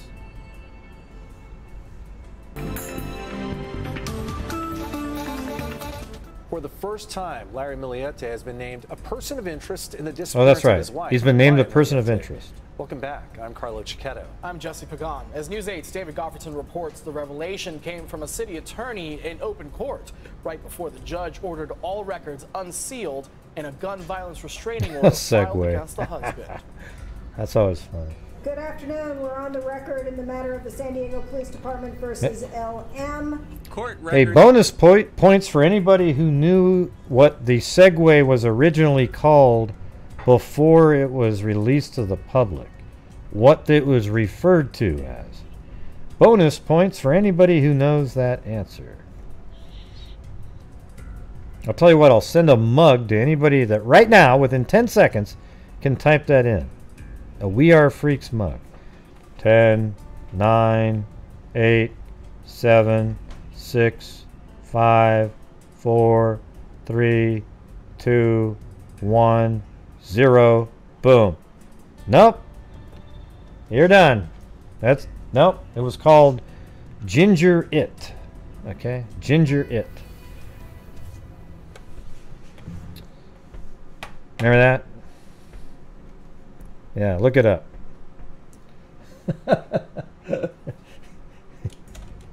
Yeah. There, look it. Where is that thing? Let me see if I can type it in. The Ginger It. Does it still... Does that even exist anymore? Because that was so long ago.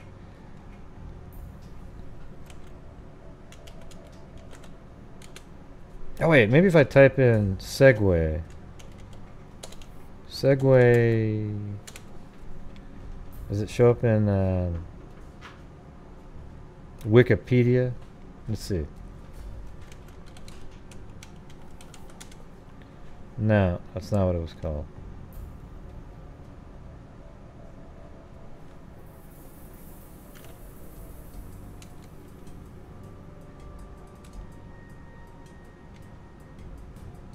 There it is, right there.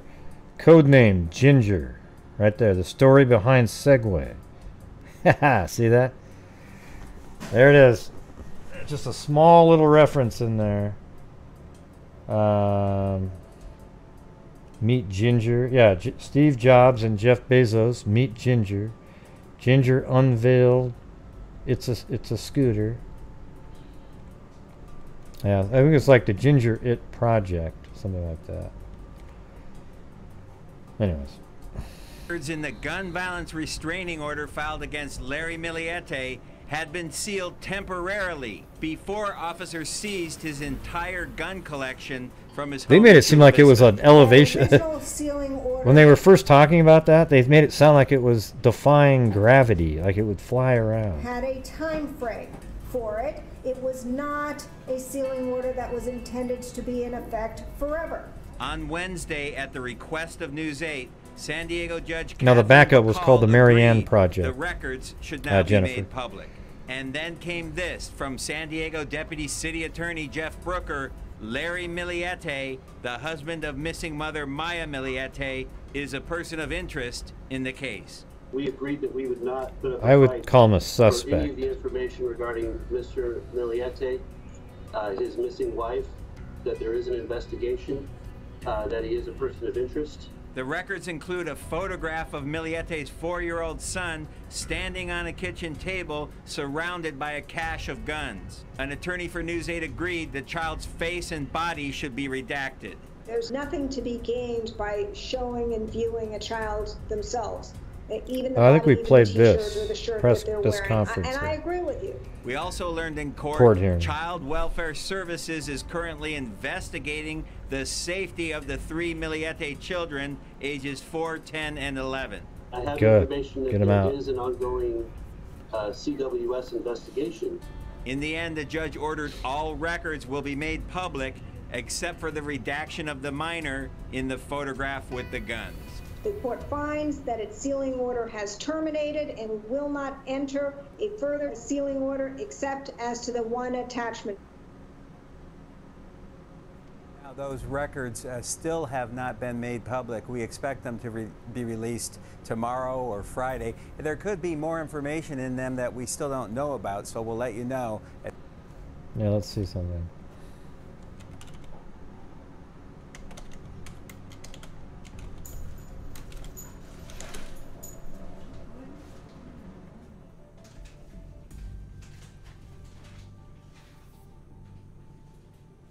Yeah, that's not it. It doesn't look too far off from that though.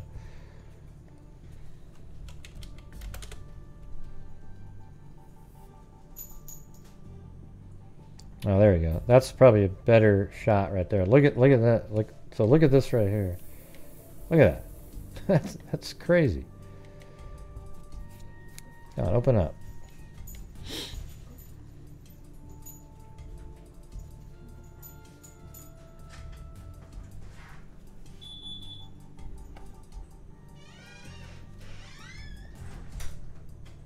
Oh man. Well, you guys can see that right there, right? Look at all those weapons. I think there's 5 AR-15s, maybe 6. I mean, all kinds of, just loaded. This guy had tons of stuff.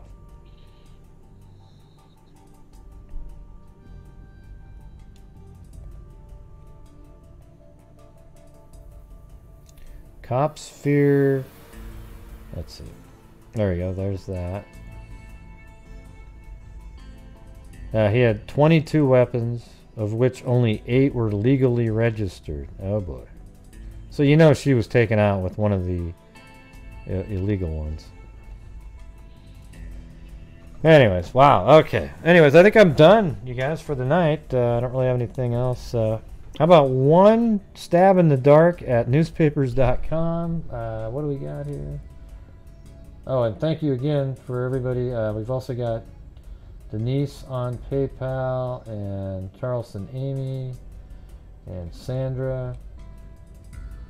Thank you. All right, just one shot in the dark at newspapers.com. And let's see, what I'm going to come up with it. All right. So don't even type anything in. Let me think.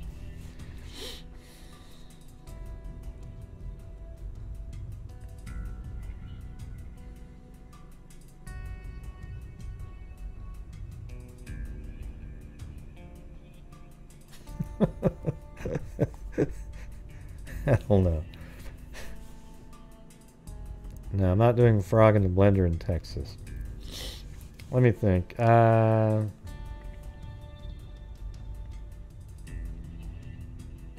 Wait, how about... Let's see. Woman missing hands and feet. Oh, jeez. Why is a call coming in? Hello. 603.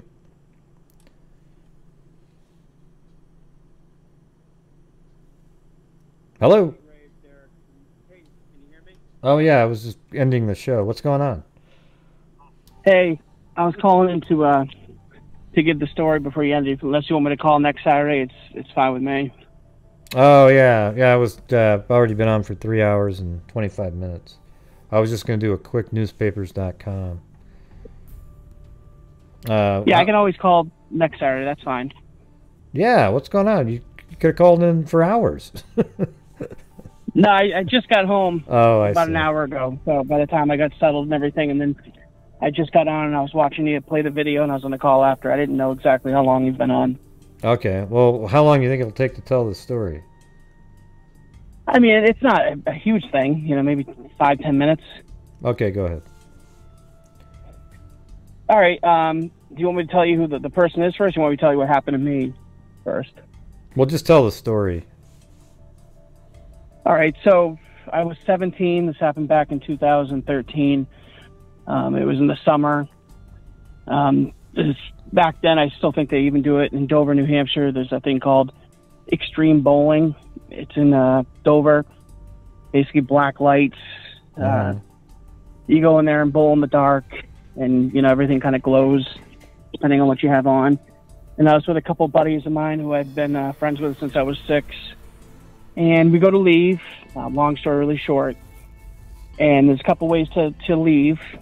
And my buddy was driving. He was actually driving my mother's car. And we're leaving, and there's a car like up ahead pulled over kind of. And there's a guy out, and there's a girl kind of running around the car. And it looked like, you know, something chaotic was going on. So we kind of slowed down. I was on the passenger side in the front, and I said, hey, you guys need help or anything? And he was like, you know, F off, something, you know. He said something to me. I'm like, what the hell? And so we kind of pulled off a little bit, and the girl's yelling. He's like falling around the car. So I get out, and I start walking up, and I said, is there an issue? And the guy starts coming to me, and my other friend who was driving, he's like, hey, he's got a gun or something. And I'm like, no, I don't think he has a gun. You know, I was 17 at the time, 16, 17. And the guy pulls out this big knife and starts walking towards me. And so I'm right there, you know, 5 feet from the front door of the vehicle. And so my buddy's like, you know, get back in, get back in. I get back in, the guy runs up, stabs the tire, and then goes to try to break the window. My buddy kind of drives off, and just up, you know, 100 yards from that exit is a Dunkin' Donuts, and there's a cop sitting there. Dunkin' Donuts. We happen to pull in. I know, right? Yeah. And I tell him what's going on. You know, this guy's harassing some girl. I don't know what's going on. He just took a knife out on me. And the knife, I want to say the knife was like an 8-inch blade. So the knife was like a foot long total. And, you know, we have a flat tire. The cop says, show me. So we're like going, you know, 15 miles an hour. It only takes us a second to get back there. He's still there. Cop pulls in. He tries to run. He only runs probably 30 yards and stops, chucks the knife. They end up arresting him. He ends up having to pay for my mother's tire, blah, blah, blah. And then it was either 11 months or a year later, he ended up killing his girlfriend, but she had dumped him at the time. And she was either 12 weeks or yeah, she was pregnant at the time. He ended up stabbing her to death and kind of fled. And there was a huge chase and everything, and it was him.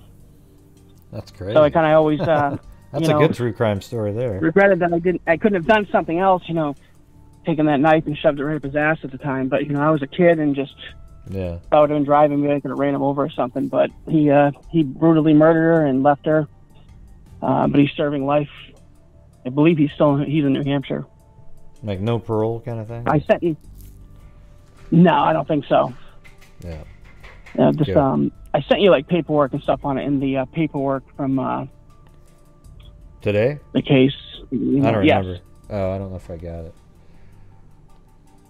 Like in the evening you sent it? Yeah, I couldn't believe it. Oh, yeah.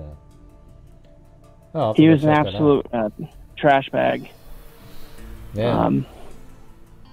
I believe she had dumped him, and they were together. He had picked her up or something. You know, I don't even think she was 18 at the time. He was a little older, but he stabbed her to death and left her. Took the vehicle, and it wasn't long before she was found. But I remember there was a big chase and whatnot, but they finally got him. Yeah, well, maybe I'll take your segment and I don't know. Let me check out this story here, see if I can find some stuff on it. But well, awesome. That's cool. Yeah, I figured Sarah's been wanting me to tell her for a while. So hey, where's my other heart box? I thought you guys were sending me another heart box that says hostile. She said. I'm pretty sure she already sent that. Oh, she did. Oh. I'll ask her though. But hey, where? I think she's in the chat right now. I don't really need it. I'm kidding around. No, she isn't. She is in the chat, but I know that was done a while ago.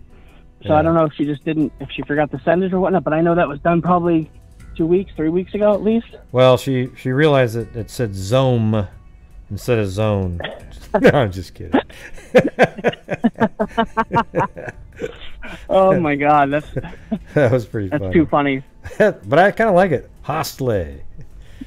Hostile, right? Yeah, that's pretty funny. Unique. Yeah. Oh man, here we go. All right, well, I gotta go. I was gonna try to get on to end the show, but now I got another call. All right, brother. Good job, have a man. Good night, and I'll be listening tomorrow. All right. Well, thanks for the story. I like that one. I'll check out the thing that you sent me too. Appreciate it. Yeah. All right. Sounds good, Gray. I'll talk to you later. All right. Bye bye. Derek. 217.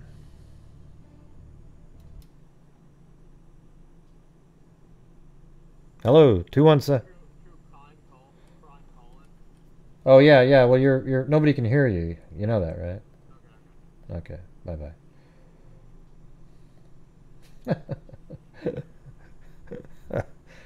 He called me the troll that called in said the true con call in.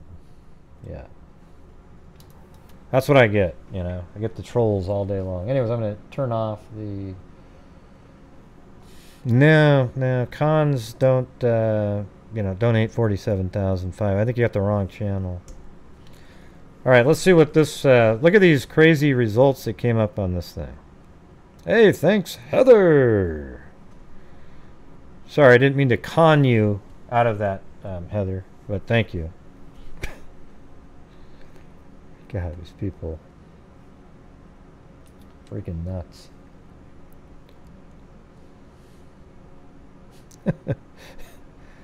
Yeah. The funny thing is you want to hear something, everybody? Every single person on this show that donates money to this channel knows that it helps out my channel and supports the charities that we also give money to all month. That's just the way it is. Every single person knows it. And yet these idiots that show up pretend that you don't know that. Thank you, Jody William. Isn't that amazing? It's mind-boggling. Yeah, they're intellectually dishonest people is what they are. So look at the results here. I said woman missing hands and feet. I can already tell these are crazy. Look at this one here. This is in California. What does this one say?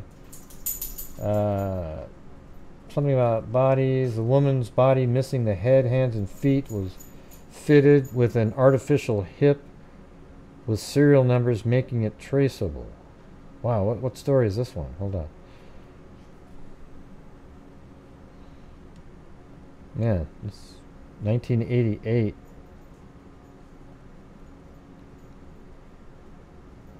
Was that B1? Yeah, that's B1. I don't know what this is related to. It's Zoobackers.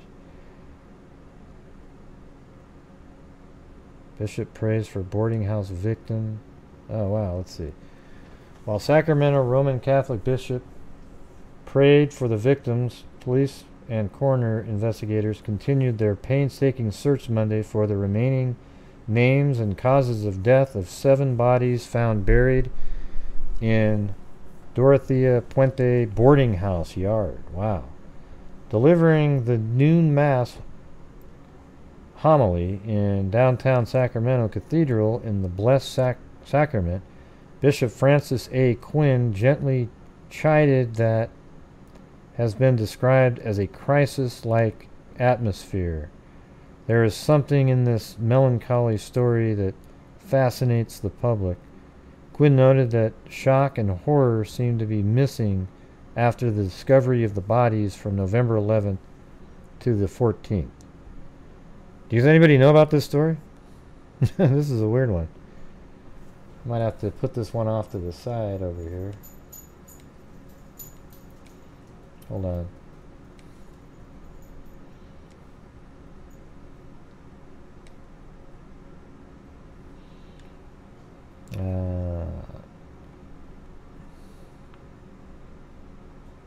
And this is one about the bodies. Simmons said his workers are confident they will be able to identify one of the women from fingerprints. Alvaro Bert Montoya, 52, and Benjamin Fink, 55, both former tenants of Puente's house, are the only bodies identified to date. God, what the hell's going on here, man? Anyways, I got that file off to the side. And then let me go to there was another one that I could tell was crazy. This 1971. This one's in Miami. Skull of woman still unidentified. Let's see. The trunk murder victim. Now I got to read this. This is in Hollywood, California, though. So this might be one of the famous ones. Medical examination of a woman's skull found at Port Everglades Monday. Well, no, I guess not. Hollywood, Florida. Never mind. Found at Port Everglades Monday failed to establish the identity of the apparent murder victim. The body of the young woman who died several weeks ago has not been found. Oh wow, so they found just the head?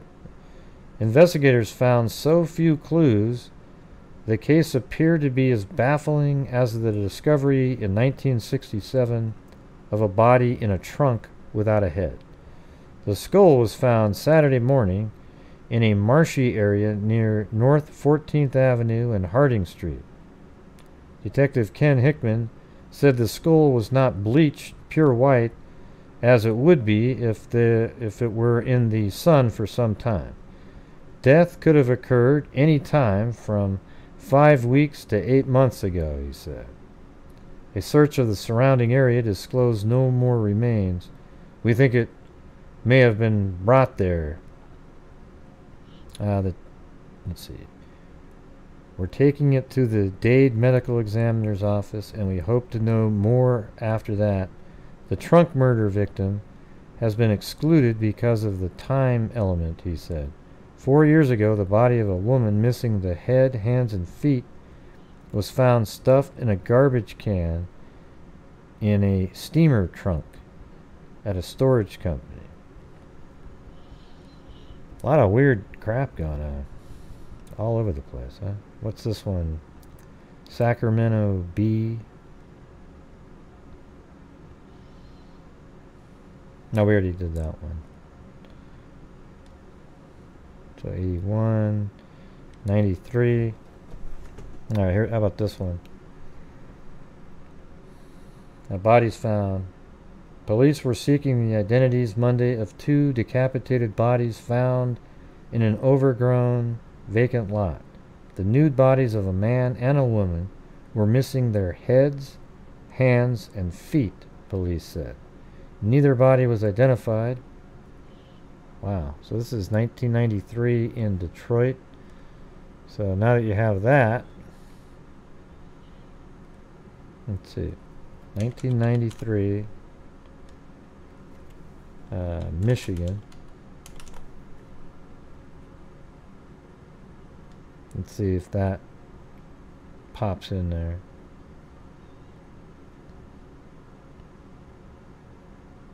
Oh, September.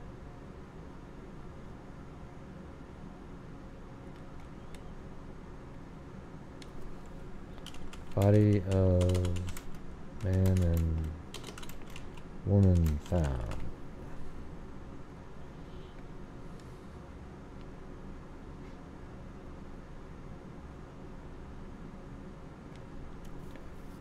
I think this might be it here. Let's see. Police are trying to identify the bodies of a man and a woman found in a field Sunday with heads, hands, and feet cut off. The bodies were found by citizens at about 12:30 p.m. The heads and other parts were not found with the bodies, investigators said. There was no known motive or cause of death. Investigators said the bodies had been there for several days. The field had been mowed Thursday, and the bodies apparently were not here then. So this was in September. So let's see if I put in September 1993 and go to the... Yeah, they have all of them. Hate when they do that.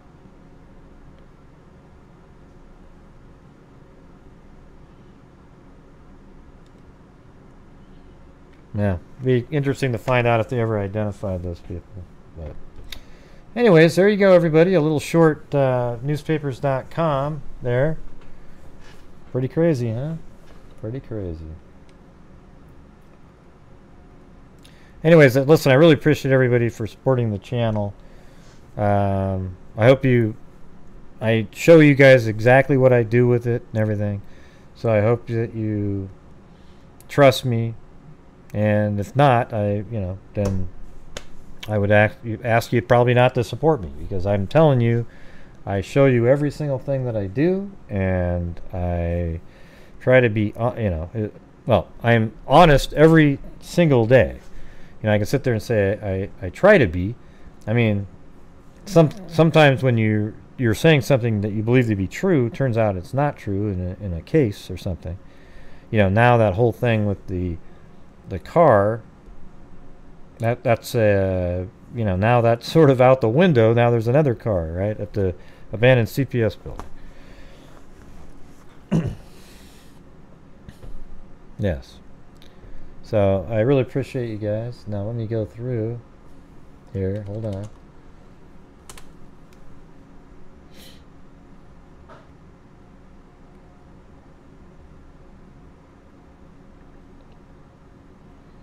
Yeah, screw the haters. They suck. Idiots.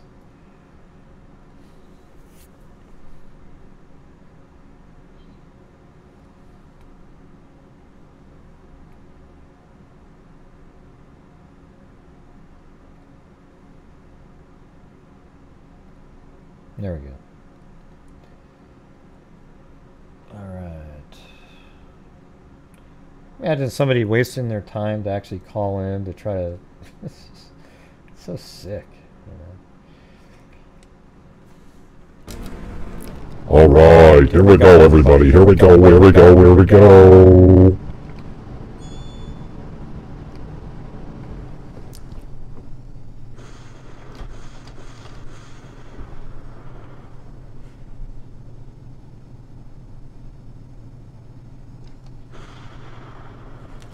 Alright, thank you to Brian Joe right out the gate.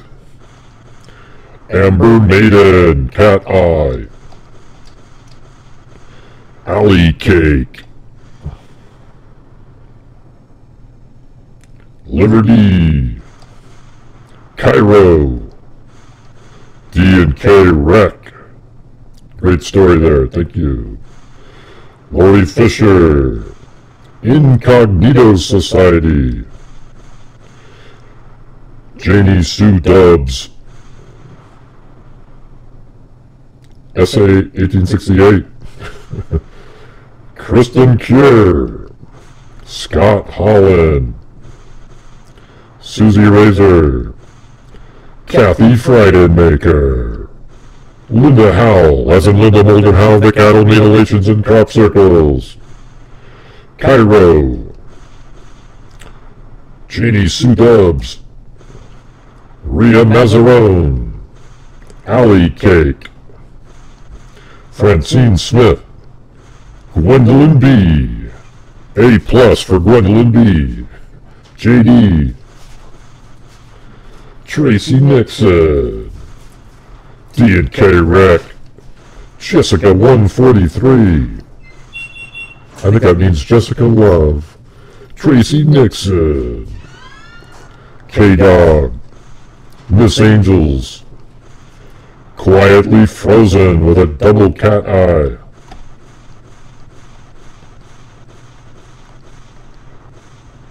Gina Burke, Georgina Stoliker, Michelle Shade, Lynn M, CJ Jamady, Tawny Lee, Gwendolyn B,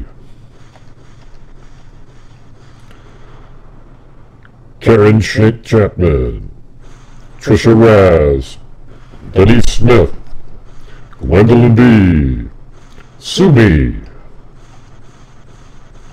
the cat eye donation, Juju Positive Cat Eye, Michelle Nicholas, Lace Girl 130, Shirley Phillips, Kathy Freidenmaker, Zozo, Susie Razor, Sarah Smile, D&K Reck, Gwendolyn B again, thank you, Jessica Schubach, D&K Reck, Robert's Girl, Gwendolyn B, JD, Ang Texcow, Carolina T, Kim F. Sharp Harp, Love the Sun 100, Gracie F. Baby, Jamie McLaughlin, Sherlock Hemlock, Gwendolyn B again, Gwendolyn B, Daryl Montgomery, Cat Eye, Miss Angels, Kit Kat, Carolina Girl, Tawny Lee, Jessica Schubach, Liberty, Gwendolyn B again. Thank you, Gwendolyn B, Mia Wallace, Gwendolyn B, It's Chris, Beholder, Jennifer Cochran Fent, Jennifer Cochran Fent, Sandy Lee G, Lanky Tor Baby Brown Bear Cub, D&K Reck, Heather, and Jody William.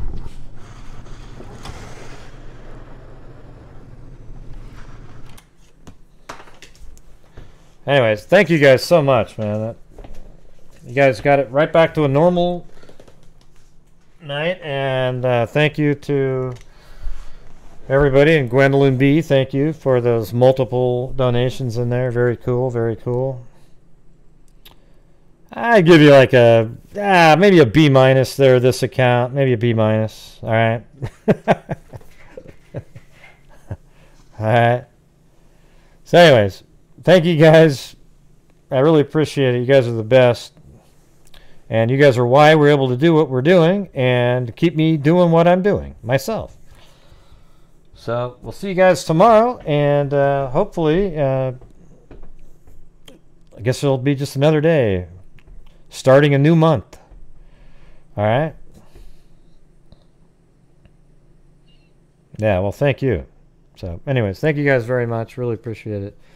And, you know, I'm sure we'll be talking about summer wells again one of these days coming up here, but you know, I don't have anything new to be discussing at this point. Okay? I'd like to be able to have something new, but I feel like it's just, you know, panning a stream of gold. It's weird. It's a weird feeling. So, all right, everybody. We'll see you guys tomorrow. And as I always say, until next time, be safe out there. And a 2, and a 3, and a 4, and oh yeah, get vaccinated, by the way, if you're not vaccinated. All right, cool. Have a good one.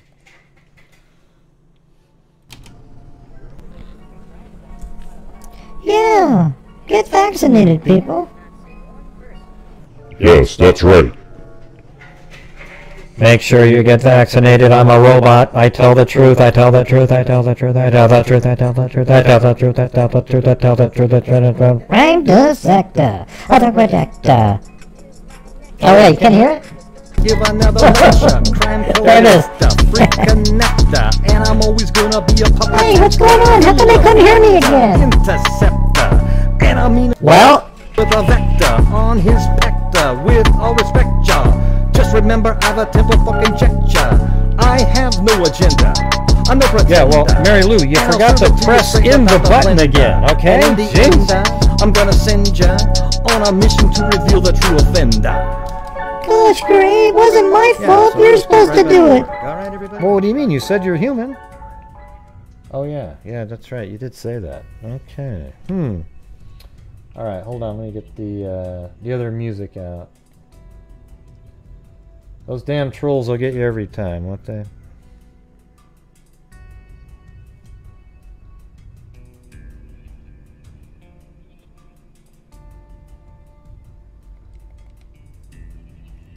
Who's doing it? Liberty, Mary Lou, or?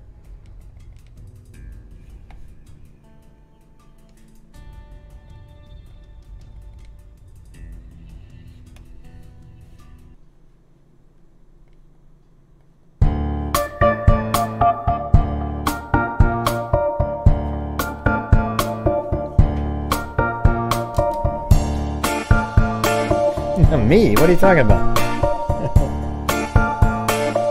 Yeah, I want to do it. I want to do it. Okay, now that,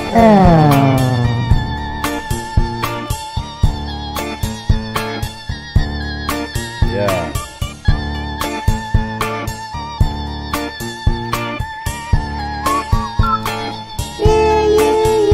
Yeah, crime dissector, take a neck down to the body, melody detector. Gonna get ya on a stretcher if you try put it like an old projector. Crime sector is my nectar. Perfect is gonna give another lecture. Crime collector, freak connector, and I'm always gonna be a protector. Food reflector, interceptor, and I'm in a benefactor with a vector on his vector with all spectra.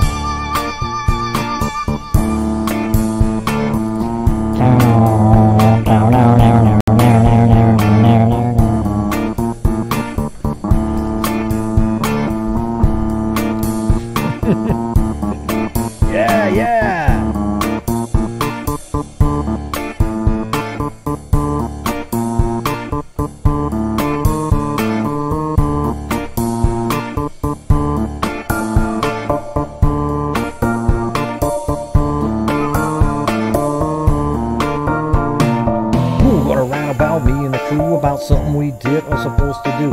You might not have heard it, or maybe you have, but when I first heard it, all of it was flack.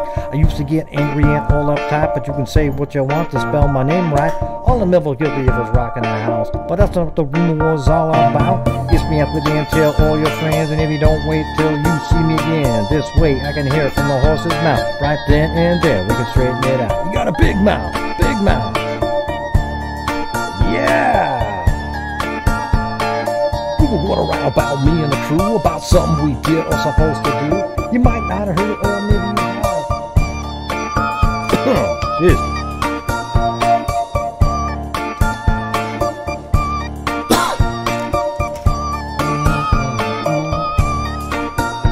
What's wrong, Gray?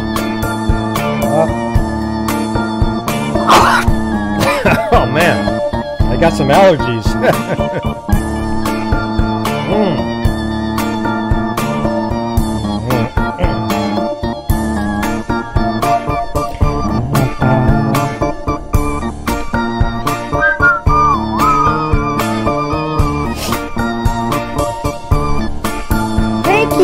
I'll let Gray know, okay? I can read, Mary Lou.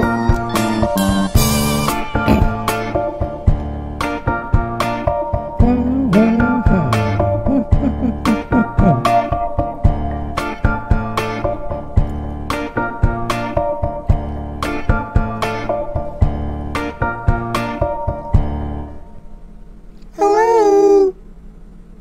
Oh.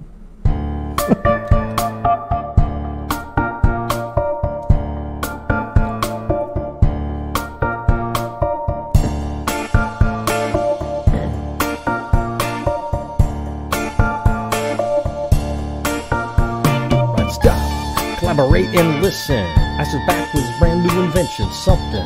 Grab a hold of me tightly, flows like a harpoon daily and nightly. Will it ever stop, y'all? I don't know. Turn off the lights and I'll glow. To the extreme, I rock the mic like a vandal. Light up the stage, I rock the chump like a candle. Damn, cause the speakers up, boom. Killing your brain like a poisonous mushroom. Deadly.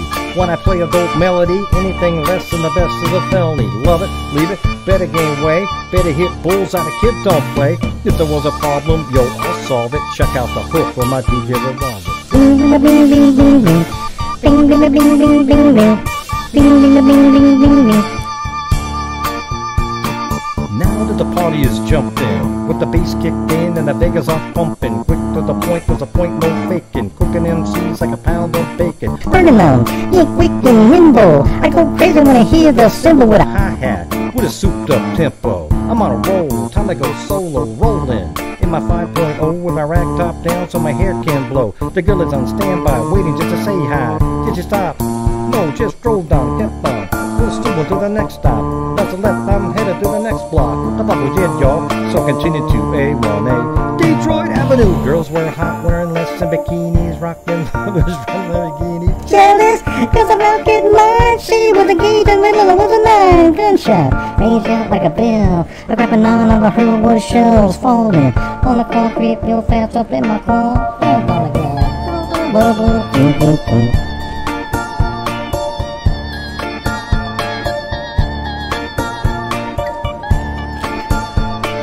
If he got a cold case, he will solve it.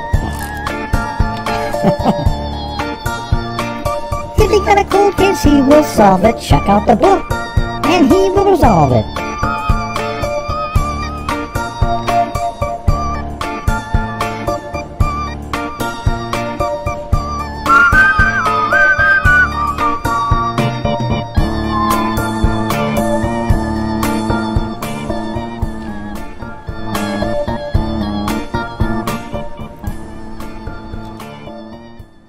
Alright, I'm gonna get out of here.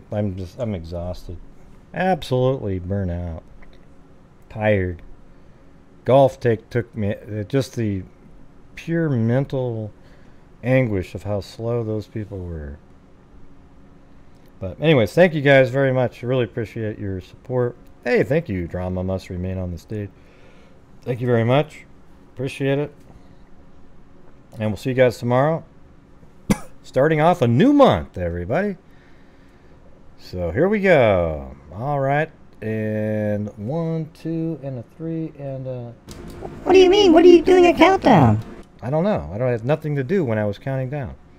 Wow, Gray. Dementia. You're getting dementia, Gray. I'm not that old yet. Well, you might have early onset. Oh, I see. Whew, why? Crazy. All right. Hey, Mary Lou. See you later. Hey, good night, Gray. Man. Gosh, Gray, you're always so mean right at the end. Oh, well. Be safe out there, everybody.